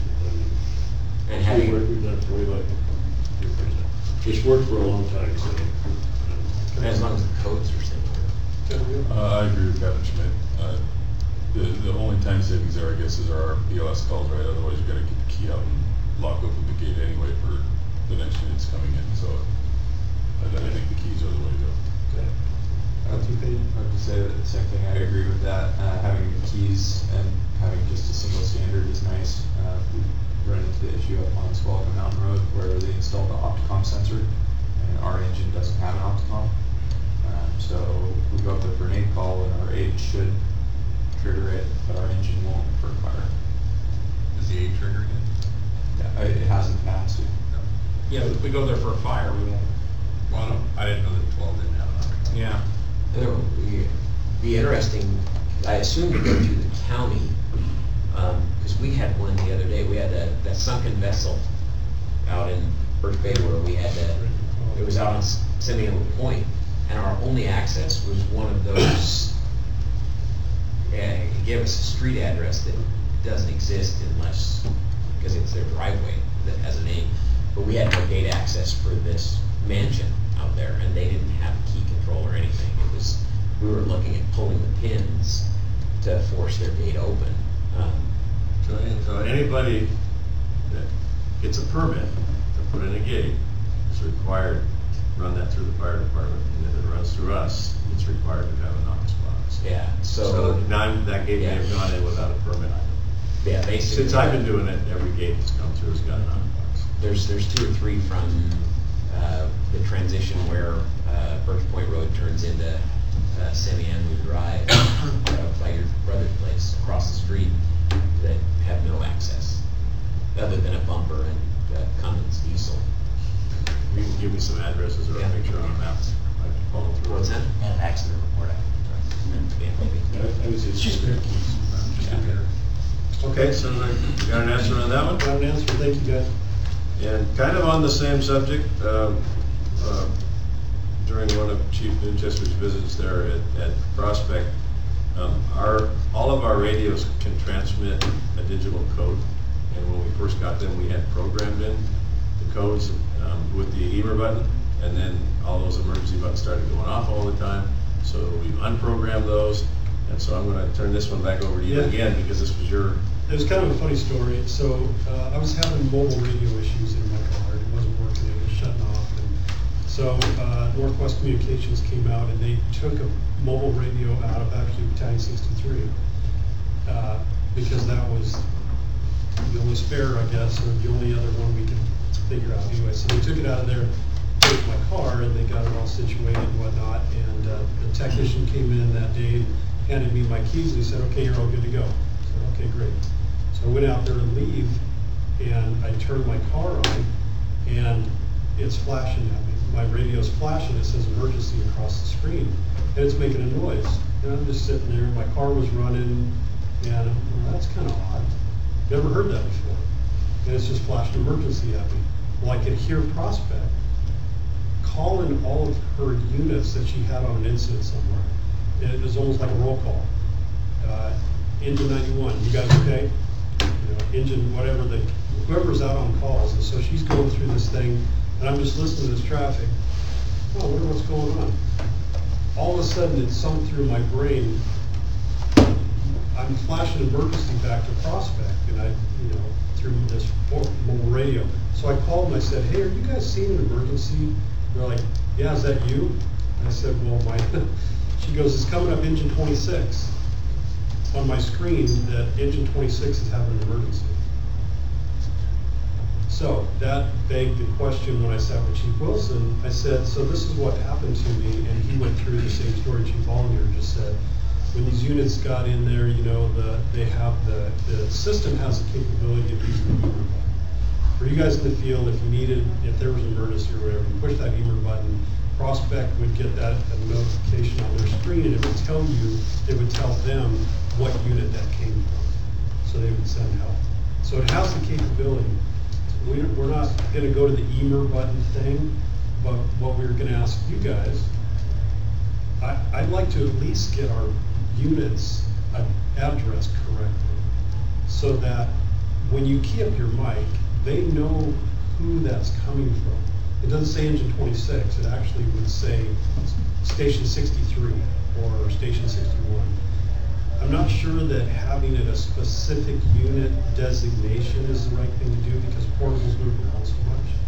I think that would be a little bit difficult, but what my thought was, and I was going to ask you guys, is if we had portables and mobiles identified and addressed by station, maybe that's the way to go. I don't know. But it needs to be identified as a North Walken unit. Accident, where are the accident? It's just when you key the mic. So they can see who that unit is. Oh. It's not the emergency side. It'd be interesting. I mean, I know Pat Davidson worked on it a while ago, but I don't know what our inventory is like. I sit there and think back, like doing training and discussing things as far as like Mayday drills and survival stuff. Almost every single NIOSH report that has a line of duty death or an injury, one of the multiple bulleted items is communication. It's on there for every call all the time. It almost seems like the technology's out there. We have it at our disposal. If the inventory supports it, just like when you issue a helmet or and a set of gloves, I'm give me this radio that, instead of picking one of 4 that say ladder 63 or one of 4 that say E63 currently in the chargers at the station, have one that, and it can program it so that it says 63 Schmidt, and that radio stays in my gear all the time. I don't have to worry about, losing it in this place, somebody's searching lockers for, oh, did Davidson take the radio out of his pocket or out of his bandolier today, and activate the Geber button. And then just have a cache of, 4 batteries at each station, so that in the morning when I relieve Davidson, I swap the battery out of mine for a fresh one on the charger. I just don't know if we can do that. We have enough portables to do that for career staff. We've had this conversation before, Correct. in the past. I think the only issue was how many radios that if we have enough radios to do it, then that's one thing, but then there was something else I think Henry brought up. Was it maintenance costs or programming costs? I can't remember what it was, but there was something else we had to discuss. I don't recall what it was. That's why we bring it here, to try to remember what it was. We did the inventory on the radios and had that count. We had enough to do all the career staff. What ultimately ended up happening was we had to purchase more radios to make up for the tender and that, because we got to strip almost everything that we have to get enough portables. So, okay. If we had everybody's gear, if you had everybody have their stuff and they came back with a callback or whatever else, they would have their radios issued to them. I don't know how that works if you, currently I don't know how guys do their callback. If I get a callback, I go straight just 63. I don't go to 12 because I don't have my gear there or whatever else. So my portable would be at 63. And so that was some of the discussions that we ended up having. It's with logistics issues, yeah. Sort of the logistics issue, and not having enough portables to keep some spare portables in there. We would need to purchase as a capital purchase. We'd have to buy more radios. We'd have to buy more radios, inventory-wise. That's the one thing I see that's a negative to it, is that you're making something like that work, you're gonna have to have a whole lot more radios on staff to be able to issue every single person one with their name on it, But it's not a bad idea to think about, and then potentially take a step back from that and say, well, what's maybe not the best, but is a good idea, and that is maybe just coding the radios with either the station or either the unit on there, and then the position. So if maybe you have a driver radio and you have an officer radio, and you have a firefighter radio, you can code them that way. It's already done that way. It's already. I just think radios have moved around and they don't act very. They're done that way on the outside with the labels, but they haven't been programmed that way on the inside. Do we have, All of our programs say E26, because that was the initial copy of the program. And so every one of your radios, when it sends the transmission, says E26. As a matter of fact, 90% of the radios in Whatcom County say E26, because that was the original copy that we all used to program the portable radio. we have that one Dodge Motorola that's used for the tender. Yeah. At 63. Are those portables that we have a plethora of available to where we could utilize those for the volunteer stations? We don't have any Motorola's that I'm aware of. We've got Kenwoods and Communication closet, those Motorola's are there, they're Midlands. I don't know, there's like those are Kenwoods. the little teeny ones. Okay, whatever, the Kenwoods, Those are Kenwoods. could we use those to do a swap out? If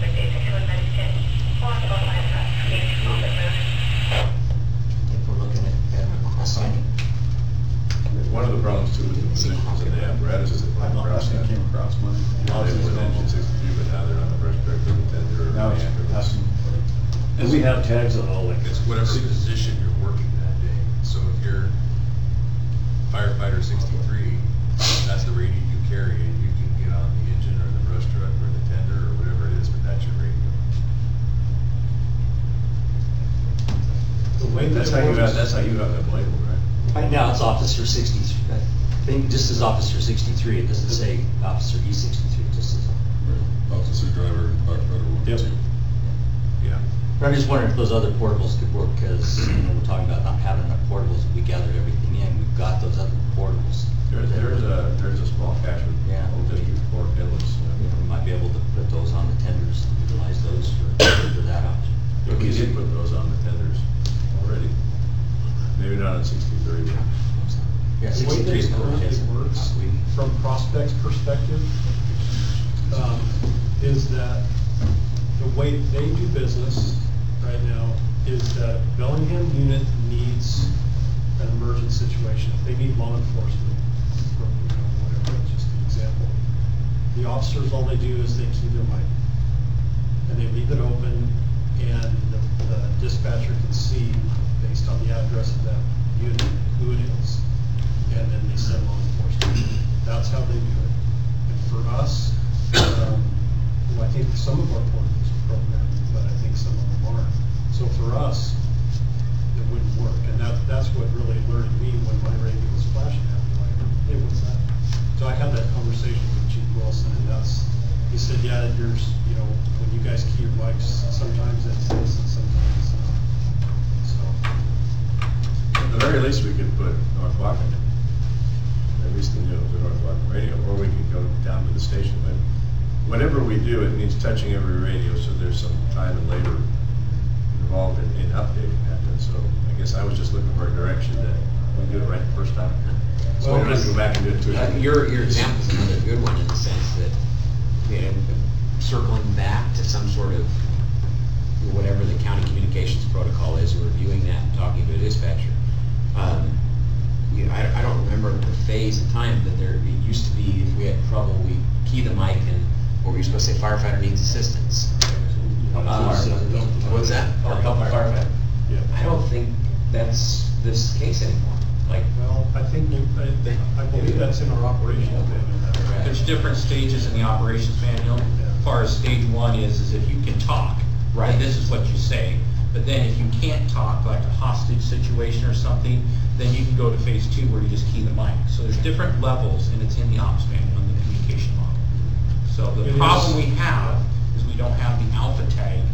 So if you can't talk, they don't know where you're coming from. Exactly. That's our aim. Is there not a module when we log in on Versaterm, which works from time to time, where we can log our radio, personnel radio?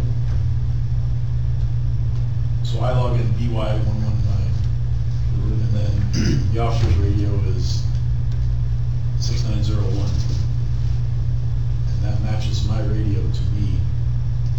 Something vaguely reminds me that there is a. There is. It seems like when we log in. And it's for the law enforcement side, more or less, because they're always having a portable assigned to them. Right. So it seems But like it's in there somewhere. But that's another option to look at. We can investigate that. And that way it's running in CAD. I'm not familiar. We still have to renumber every radio. Well, I think that we should, at a minimum, get the alpha tags correct. Yes. And then, at some point in time, we could discuss whether or not we're gonna assign radios to each and every person, but these get the alpha tags correct for the station or the unit or the North Walkham Fire Rescue, or something on there that tells them that it's us. Imagine That narrows it down for them, and then we need to know what their procedure is when we do that. So if they get that over the radio, what's their procedure gonna be? Who do they call? What can we expect is coming to help us? And that is in the ops manual. Okay. It is. It's labeled in the ops manual what they're supposed to do. And having it We work, just need to remember to. having heard it late last year, early this year, it didn't work. Medic 10 was, you could hear the altercation in the background. Yeah. And Prospect A didn't hear it, and when they did hear it, they asked so many questions that the incident was over. Sounds like we all need training. Right. Get back to that. And they get What's the- in the, manual doesn't necessarily mean they're gonna do it, right? It's just- I'm just saying we all need, we all need that. So that low frequency. And they get the 20, Yep. 20 questions from Wadcom. Right. Asked, because the SAM 1 unit is saying, well, how many units do you need, what do they need? Well, the interesting Why- thing was, this was in Bellingham, Medic 10 was in the city of Bellingham, but Bellingham PD put it to right now to get, so. Does the county here have a procedure or, that's not like we're talking about, that you can say something over the radio which indicates to them that you need everybody and their brother there to help you right now? So For every law law enforcement officer, everything. I know like code 99 or 999 or whatever for law enforcement, that's what that means. I don't know Code if 1, we 2, need that 3, and 4. like that. So, if you get on scene and all of a sudden you're getting shot at, you can't, the only thing you can say on your radio is one thing. What are you gonna say to get everybody in the world there? And then there's also the separation between hostage situation, right? Where you can't say anything, and you may not want the whole world coming in all at once on a hostage situation, so. There's something else too, where we engage in a dialogue with dispatch, but we repeat things that we normally wouldn't, like spell out. Engine 63 captain or something, isn't it? Yeah. Keep saying it's already labeled on communications module. We So I think I've got direction. Train- We're gonna go ahead and upgrade every portable and every apparatus to match what's labeled on the unit, right? Well, so let's talk about Have a that. great plan. So do we want the portable, or the portables to be specific to a seat assignment, or do we want a station, or do we want North Walken Fire and Rescue? Why don't you just figure that out? I think At a minimum, I think for our purposes, a station, because our crew is together. If station 69, if a mic is left open, it would be logical for prospect to go, oh, look, and they're on a call. They're on a call. They might need some help. That was my first inclination, is make them Station specific. station specific. All the I think it's too same. difficult otherwise. So, all right, that's what we're gonna do.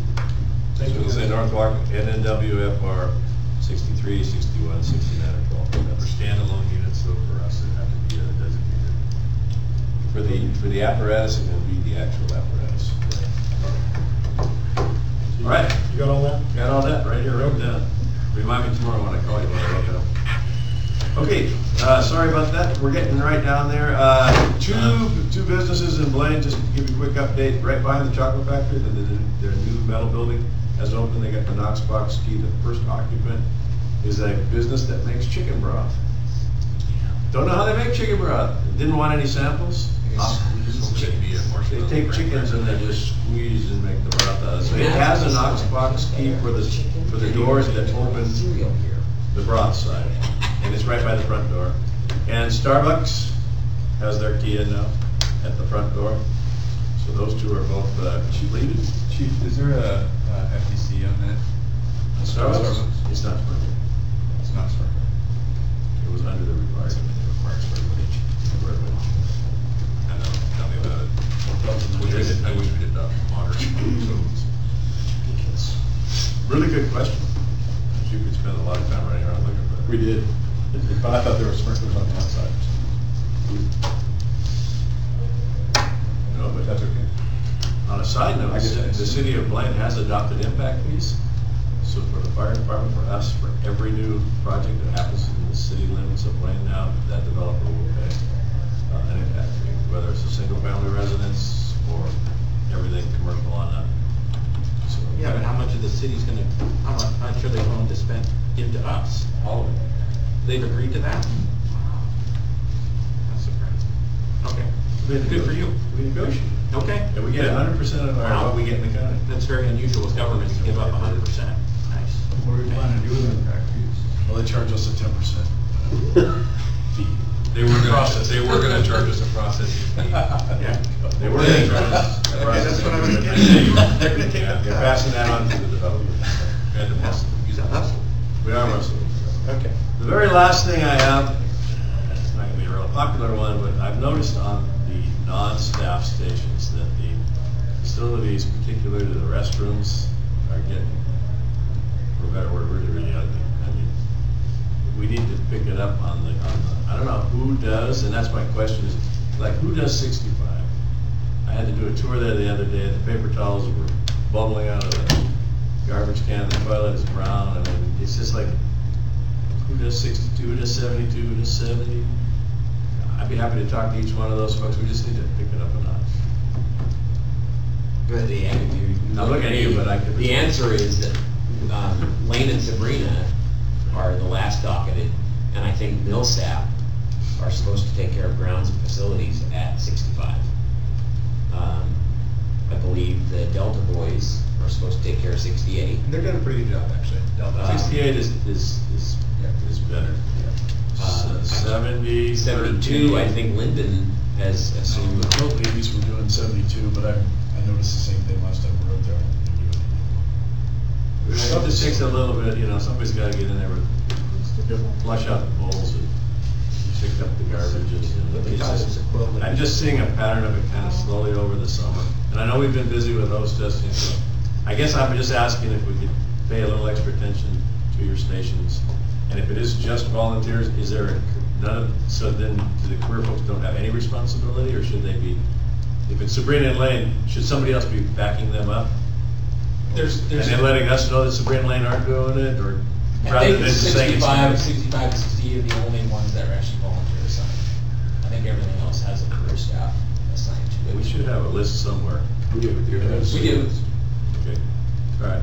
Well, I will talk to those officers then, when I see that. I just noticed this summer that there's been. There's a list. For the most part, you are right now.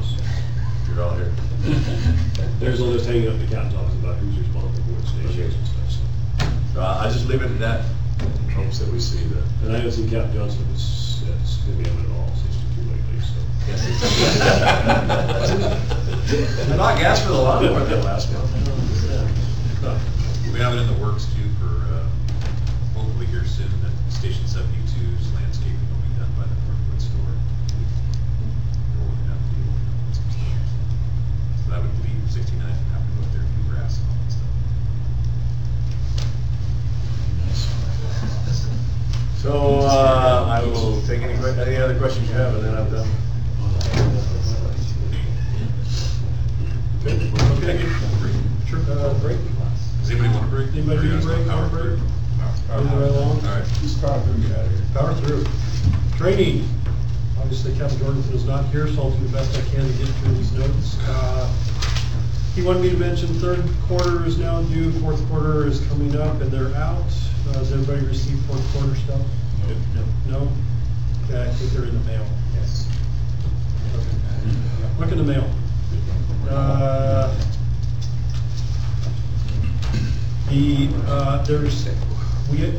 We now are going to be using a new training software module later to do record keeping and whatnot. It's called Rescue Hub.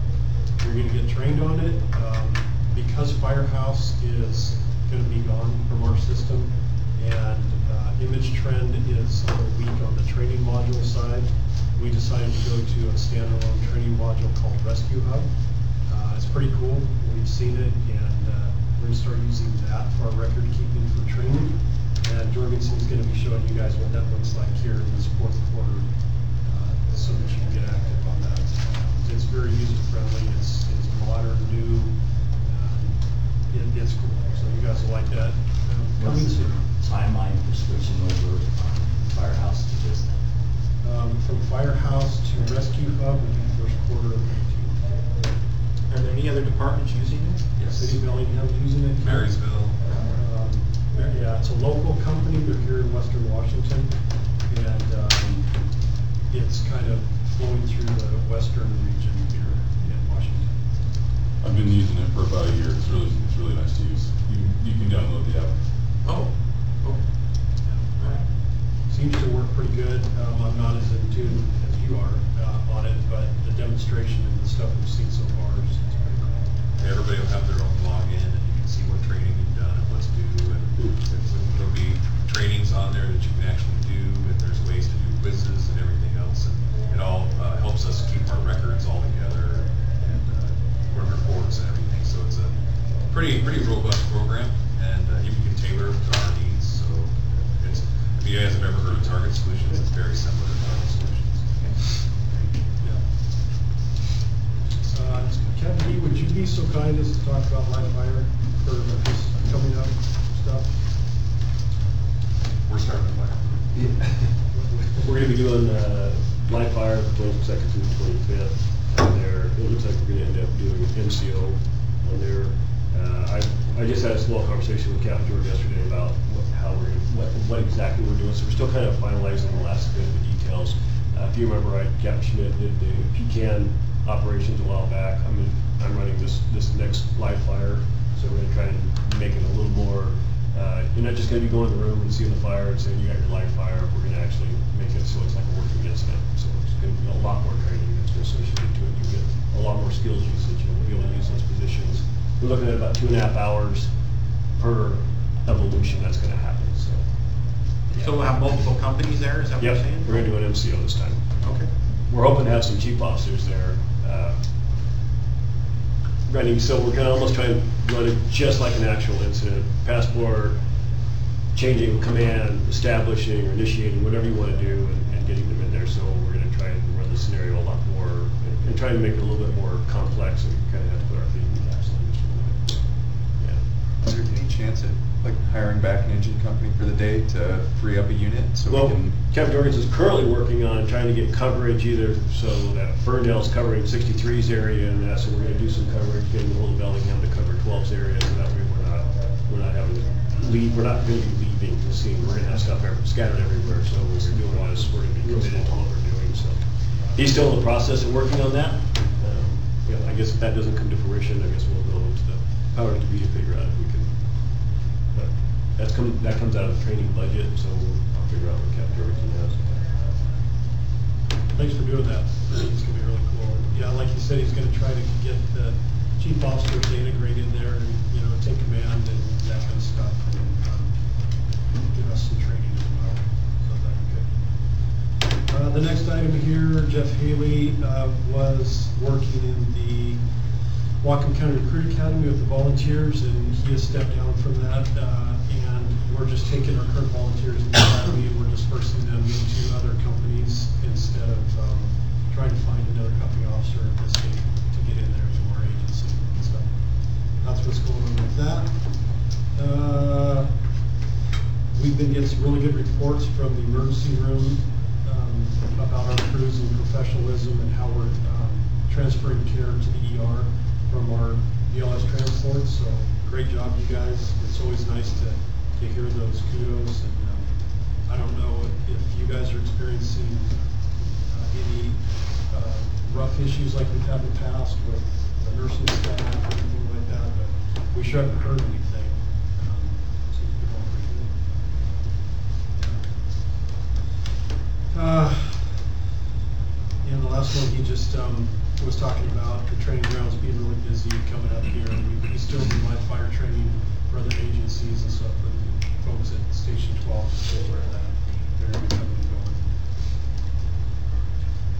Okay, and now I'd like to just turn it over to you guys and hear from you. It's we have some time. I know some of you folks need to scoot out of here, but let's go through here and go to A shift first and see how things are going in your neck of the world. Great. Appreciate all the work everybody did with hose testing. Obviously, our favorite time of year, it seemed to have gone pretty well. We're still wrapping up some loose ends here at 61 and 65. That's pretty much done. I think it went a lot smoother this year with assigning it to a specific. Each company got a specific vehicle. We'll try to switch. Some people have more of a workload than others, so we'll just try to keep that. I think that's going to happen. So we'll just try to switch it up every year. So it went pretty good. You don't have to think, it did go better. Thank you, love that. Yeah, it was fantastic. I do have a question. We've got 9 or 10 lengths of hose, either with knots or the heat numbers. Do you want them sent to 63 or 12? 63. Okay. And then John, you're gonna go through and backed out the ones. Yeah. So all those records went in for you? Yeah. I checked a couple of them. So yeah, now the logistics of getting all that other side of that mess. We're comparing last year with this year and see, I don't know. Hopefully not every year we have to have the same issue with where did this number come from or why do we have 2 of these numbers? I don't know how that happens there. Will the tablets that we're getting for Image Trend also support XL and allow us to, because that was the only thing that was hard and was on an iPhone 4 or whatever the heck we've got, was getting the data entered like a tablet would be. It's a Google Doc, isn't it, John? Yeah. If it's a Google Doc, yes. Cool. You can take the blood pressure of the list, you can take the pulse of the list, you can do all kinds of things. Great. And actually the world go better. Along with that, I'm working on, I built a bunch of pony sections, because I know that we're short on 25. The original idea was to have 50, 25 for each vehicle, but none of that 5-inch stuff is any good in all those parts. So I'm working on how to fix the pony section still. But we did get 50-foot sections of 4-inch made, so those are at each station. So with your blessing, we could put a 50-foot section on the top of 1,000 on each of the engines. All four? Yeah. John, I found some 5-inch bunks.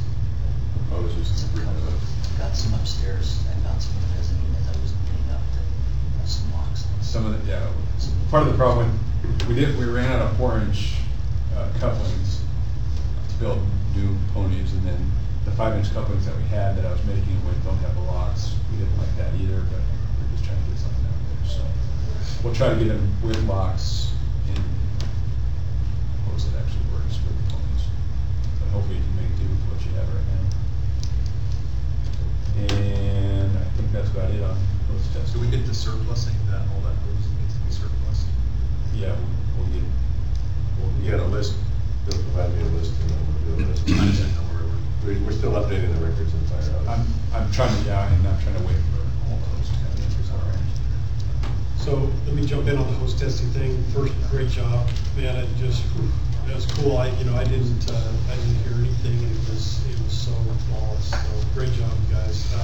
One thing we did notice this year was that we're going to change in the way we store the testing units through the winter.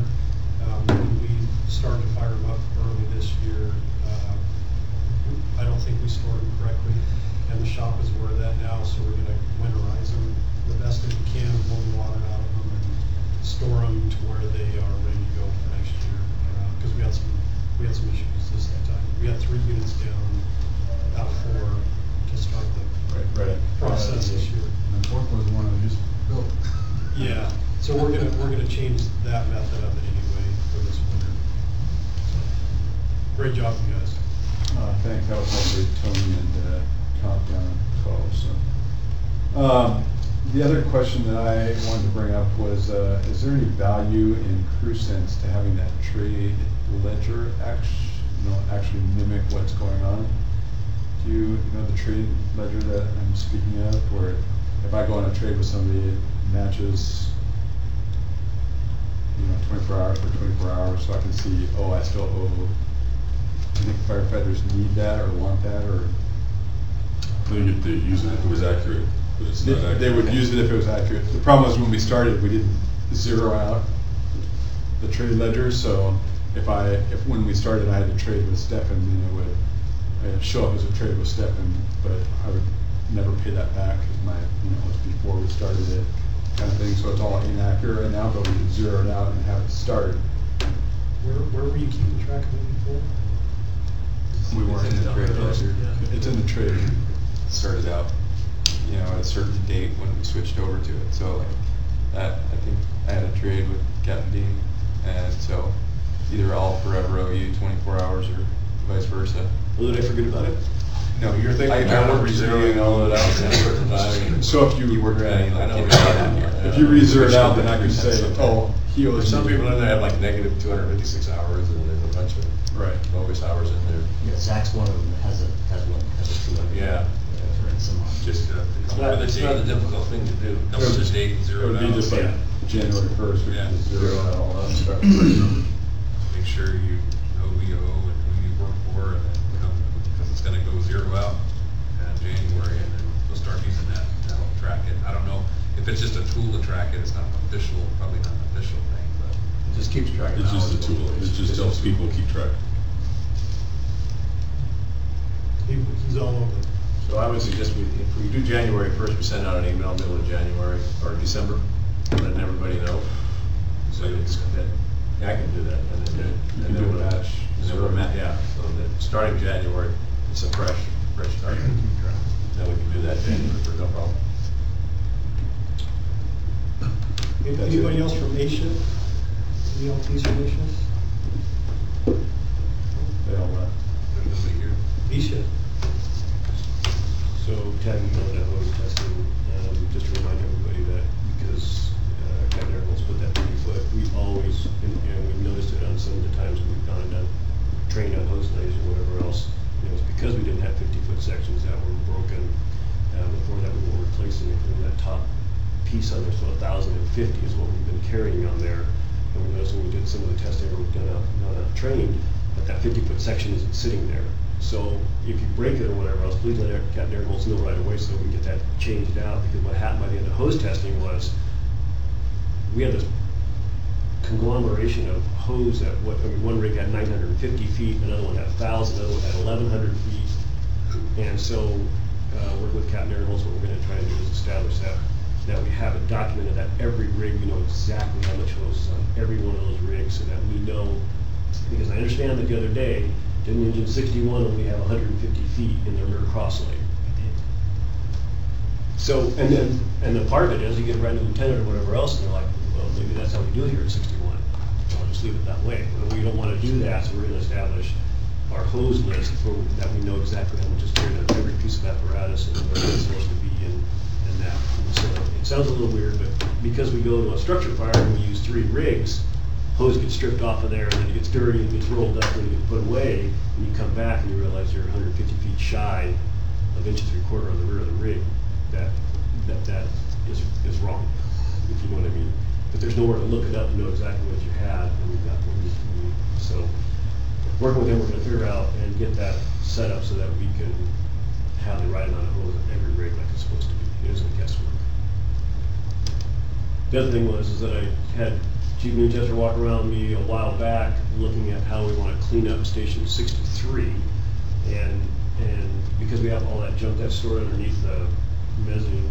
Not as much as we used to have, but we're working on it. Not as much as we used to have, but it made me think about, because we run out of storage room for stuff like those pumps for hose testing, and where are we going to store them? And I thought, well, they have the Connex, and we have all that grass that's sitting back there where that hose is sitting and where the forcible door prop is sitting right there. And looking at putting Connexes back there or something like that to be able to store materials that need to be out of the weather, that's a cheap fix. That's, those, you put them on cement blocks or whatever they are, and they sit out there and you store stuff like that hose stuff. Because I don't know where you're going to keep it otherwise. It sits on the floor at a fire station somewhere. If we could look at maybe upgrading or fixing, using some of that grass that's just sitting there for no reason at that station. We just keep growing and we don't have any place to store that stuff. Yeah, I think there's a lot of validity to that. The shop guys have said the same thing. We have, if you look at their plethora of their wheels and all that junk that are just sitting out there, and oil drums and all that stuff that's sitting there rusting because of the weather, eventually we're going to spring a leak on those oil drums or whatever. But clean up So the station. I'll get with facilities here and we'll run through that again and see if we can come up with some options.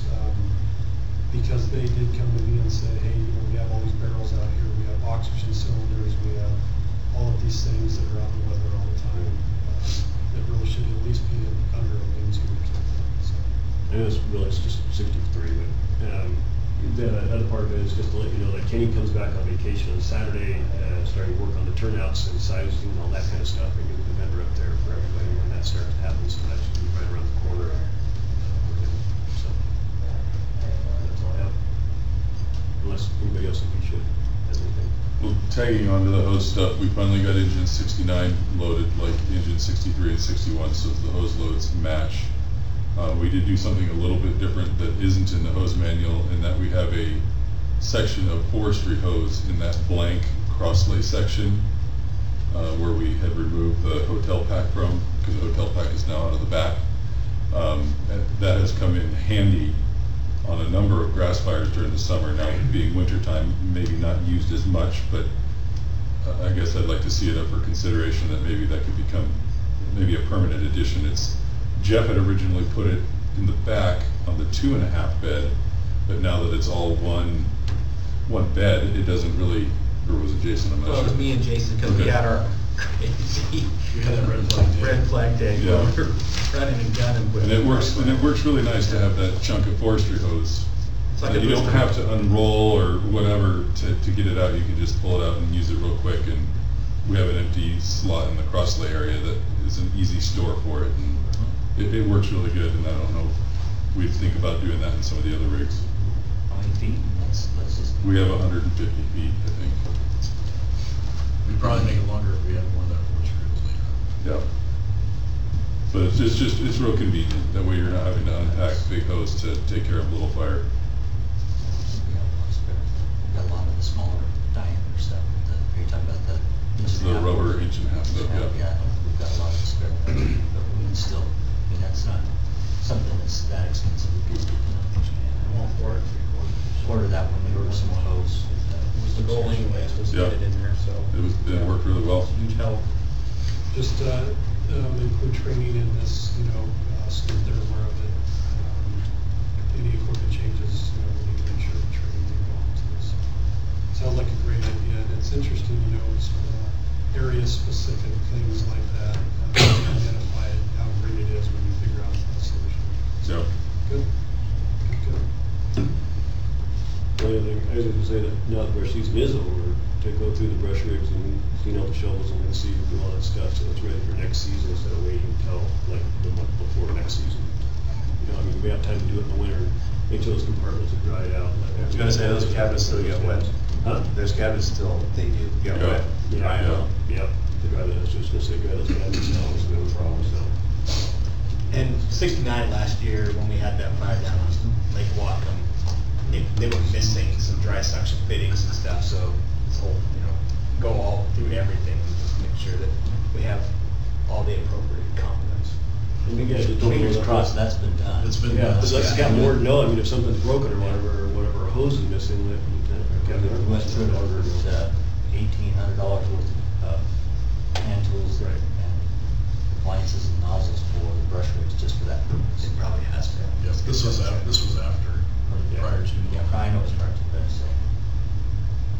Also the welding, moving gear, whatever.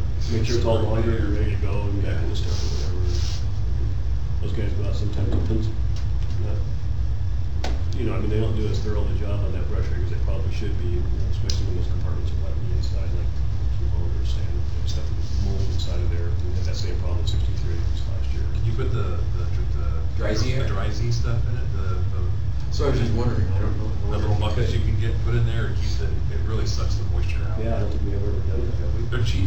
They're super cheap, but Give it the dollar store. only thing you have to check them relatively frequently because of the sloshing action. As far as. Well, if the you're way those- driving around, yeah. Yeah. But you go to the dollar store all the time, don't you? That's where you get your cologne. Your wife's anniversary present, everything will start now. That's where I go to Christmas shop. I go down. Gotta get cards, 25 cents. What's that? That birthday card's there. That's true, I know you do, yeah. I appreciate that too. Maybe shifters, any other shifters? Okay. Seashell. The only one, I just had a question. Hose testing went really well. Did we do anything for ladders? I don't know who does ladders anymore, ladder testing. And it only popped in because firefighter comp was doing the Whatcom County Recruit Academy up at Station 63 on training engine 12. And they had a halyard blow. So I don't know.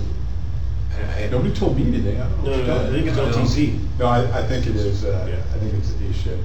I was waiting for a hose. We also have to talk about nozzle testing. Muzzle testing. Wasn't appliance or appliance. Hose and plant, yeah, appliances. And the big pile we have left from last year. Yeah, and the pile that, I was just kind of waiting for Okay. hose testing. All right. That's the answer. But, thanks. Do we know which station at the same time, or no? Yeah, I'd like to He said- bring up Checkpoint Bravo. We'll start. Transports. Who's that? None of the other 61 officers are here, but we're all kind of on the same page. It seems like we've had more recently, and we're getting pulled out of service for a good 2.5 hours, and it'd be nice if maybe we could not meet at Checkpoint Bravo, still do the transports and help them out, but if they'd be willing to come to Blaine, we could meet right off 276 and then finish the transports from there. A couple weeks ago, we got dispatched up there, and we drove for like 3 or 4 other calls up here, so we had multiple Ferndale units trying to come in, and we could have been available to probably take 1 or 2 of those and still do the transport. So some food for thought, but I feel like, it's good we're helping them out, but we're kind of doing our citizens a little bit of a disservice by being out of service for Is so that a long. written agreement we have with them, or a gentleman's agreement? It's a written There might agreement. be a chief Hollander. We'll have to review the written agreement. I really don't know if it's Okay. written. Well, it's not written where, we have 3 places we can meet. what's in the agreement. But it's always- it's always that- It's not always that one. Yeah. There is an agreement, yeah, with three identified meeting locations. Use the agreement, find out Right. what we're supposed to, what we're, gonna have to do, and then we can talk to Carlton about making some changes. So we should- Yeah, you should talk to Carl. Cancel the agreement. Yeah. Can you just use private? Yeah. Right, Why yeah, aren't we we've had starting- certain, I mean, most of the time things are pretty good, you know, it was like probably a year ago, I got stuck out there for 2.5 hours, you know, because we had a Canadian citizen, you didn't want to go to America, and we're sitting on the side of the road. Well, it does concern me that, we're taking our units out of service that long, and then they're not available for our district residents, so, Right. I just don't know much about the history of the agreement, so. I would leave it up to the It seems operations very team to random. figure it out. That's the other one. It could go a month without, or, you know, a month and a half, and then all of a sudden you get 3 in a week, you know, Yeah. kind of thing, yeah. Well, I definitely know that makes a difference for us, like when we're managing crews, and I know 61's up in Canada, 63's all by themselves. So when we do a transport, literally there's nobody here. That's another part of that whole agreement. I don't know why we're going over here.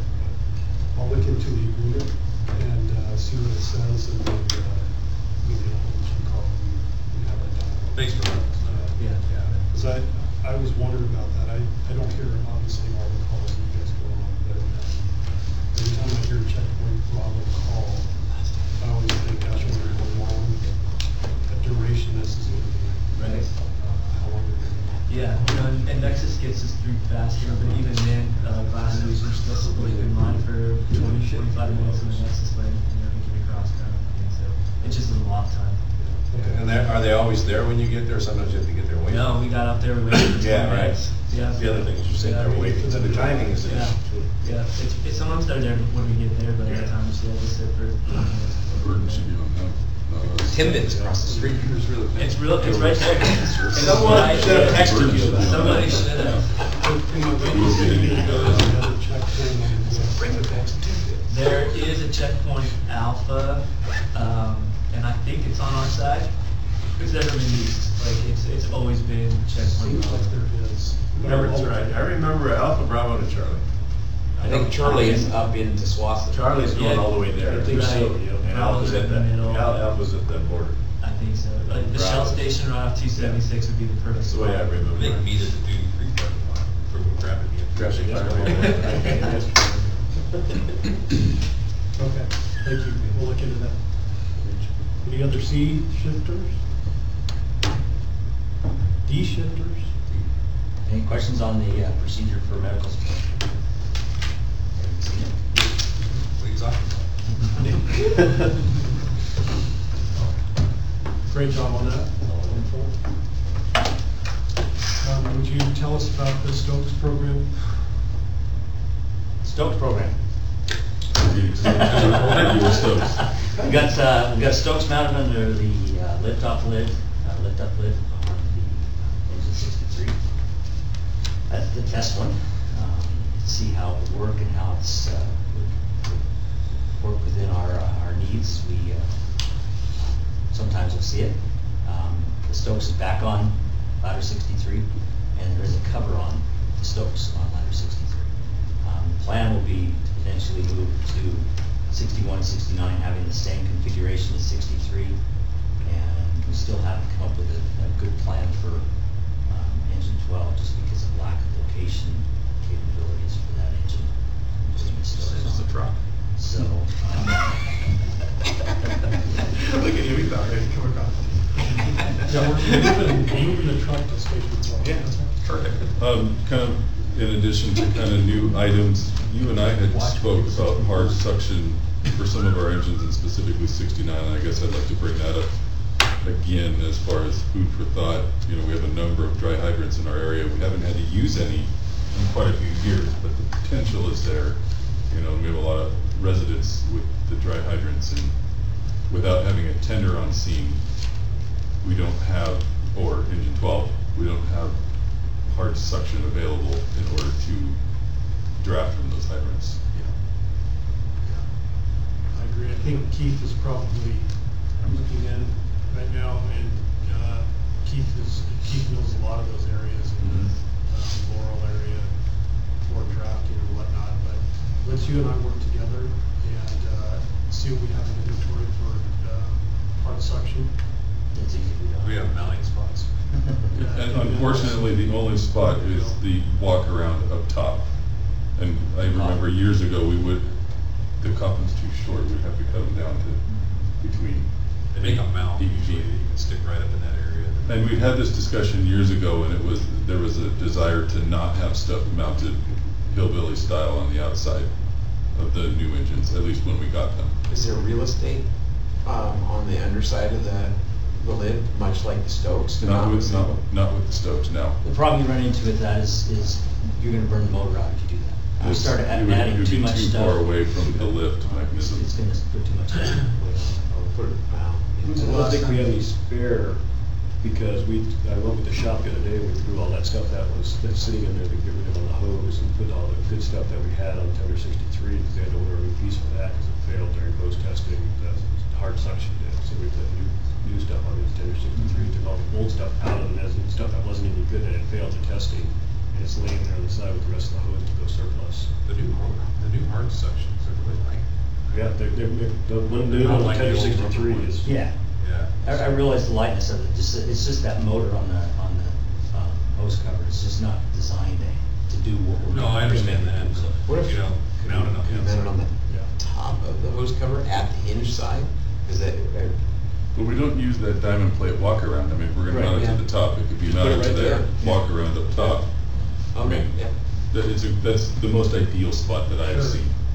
I was thinking I, back, see, look, I agree with you, DJ, that's probably the best location for it, like it is on the Garros. Right. and the thought is not to have nozzles and all that stuff on the outside to get filthy from the weather, Right. but a piece of hard suction, Right. yeah, that's not gonna hurt it. And the truth is, we haven't needed it in years. You know, we haven't had an instance to use it yet, but It's better to It's need coming. it, not, it's better to Yeah, to have have it, not need it, Right. than not have it. You brought it up, so it's like a Stokes. yeah, it's not. Exactly. Yeah. Yeah. I got another thing we need to talk about. Yeah, we still carry that with us. You can carry that. Ours is about on the outside of the rig. What do you need that to carry? I wonder if it's something we We don't wanna should hillbilly it. be looking into spec'ing for additional new engines. All our engines right now are beyond the NFPA recommended years for a first out engine. We've got nothing that's 10 years Well, old. they were when they were built. We're 10 or 11, 12 But you're right, years yeah, ago. the new specs are gonna be different. Yeah. Yeah, I mean, we would obviously look at whatever the newest NFPA spec is, if the spec is the engine out. And, I think having, hard suck on trucks or engines is important, especially if you're in an area with dry hydrants and for drafting, you know. So what we'll do, we'll take it, capital board, we'll look into pricing, we'll look into the budget cycle 2019. And I think it's, the mounting of it is. They're just little cradle mounts with clips or whatever those. Really Yeah, short. it's like a little V tray that goes in Yep. there, and it's got a little clamp that clamps. There might be other things we can use that work just as well. So let's just move ahead with that and get some pricing and just make that happen. I'll go with the dollar store. They have bungee cords. Dollar store. I got $1. I have no idea. So how do you even know they even work? Because they're there, we assume they work. We used one. Well, you have to go test We it. tested one a month ago. The church, in the back, we did it at the church there. And Yeah. 12 has 2 10s on it right now, I guess, right? Yeah, okay. All right, good point, good. Well, we plug work. Anybody, any other D shifters? Good of the order. Yes, sir. Tony Esser would like to call in on speaker to do the order.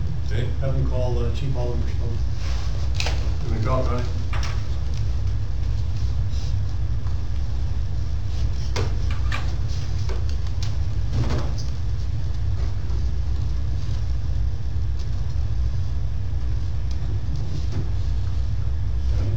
Tony, are you there? He's trying to find your number right now. I don't have all, I can call him. Call somebody you know in the room, Tony. Everybody call Tony right now.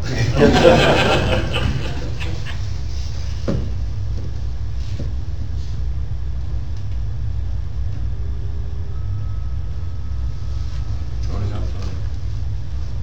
I think you're getting a call. Oh, I have it on vibrate, that's why. Tony? Hello? Hello? Hey, here we go. You're on speaker, Tony. Okay, thank you.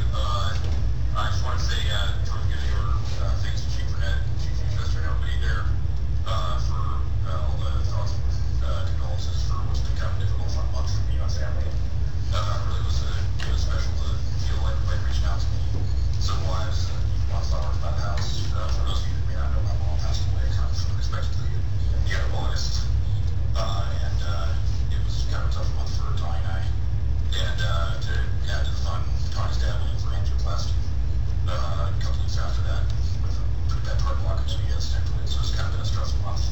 But it really felt great to know that my North Walton family got on back. All the well wishes and thoughts and prayers really felt great. All you guys, so thank you very much.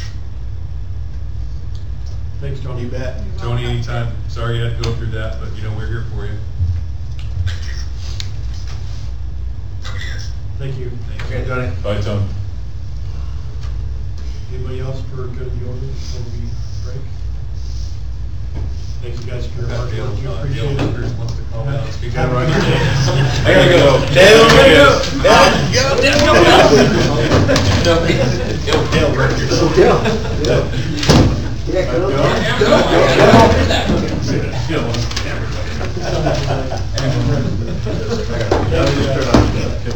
Turn off the video.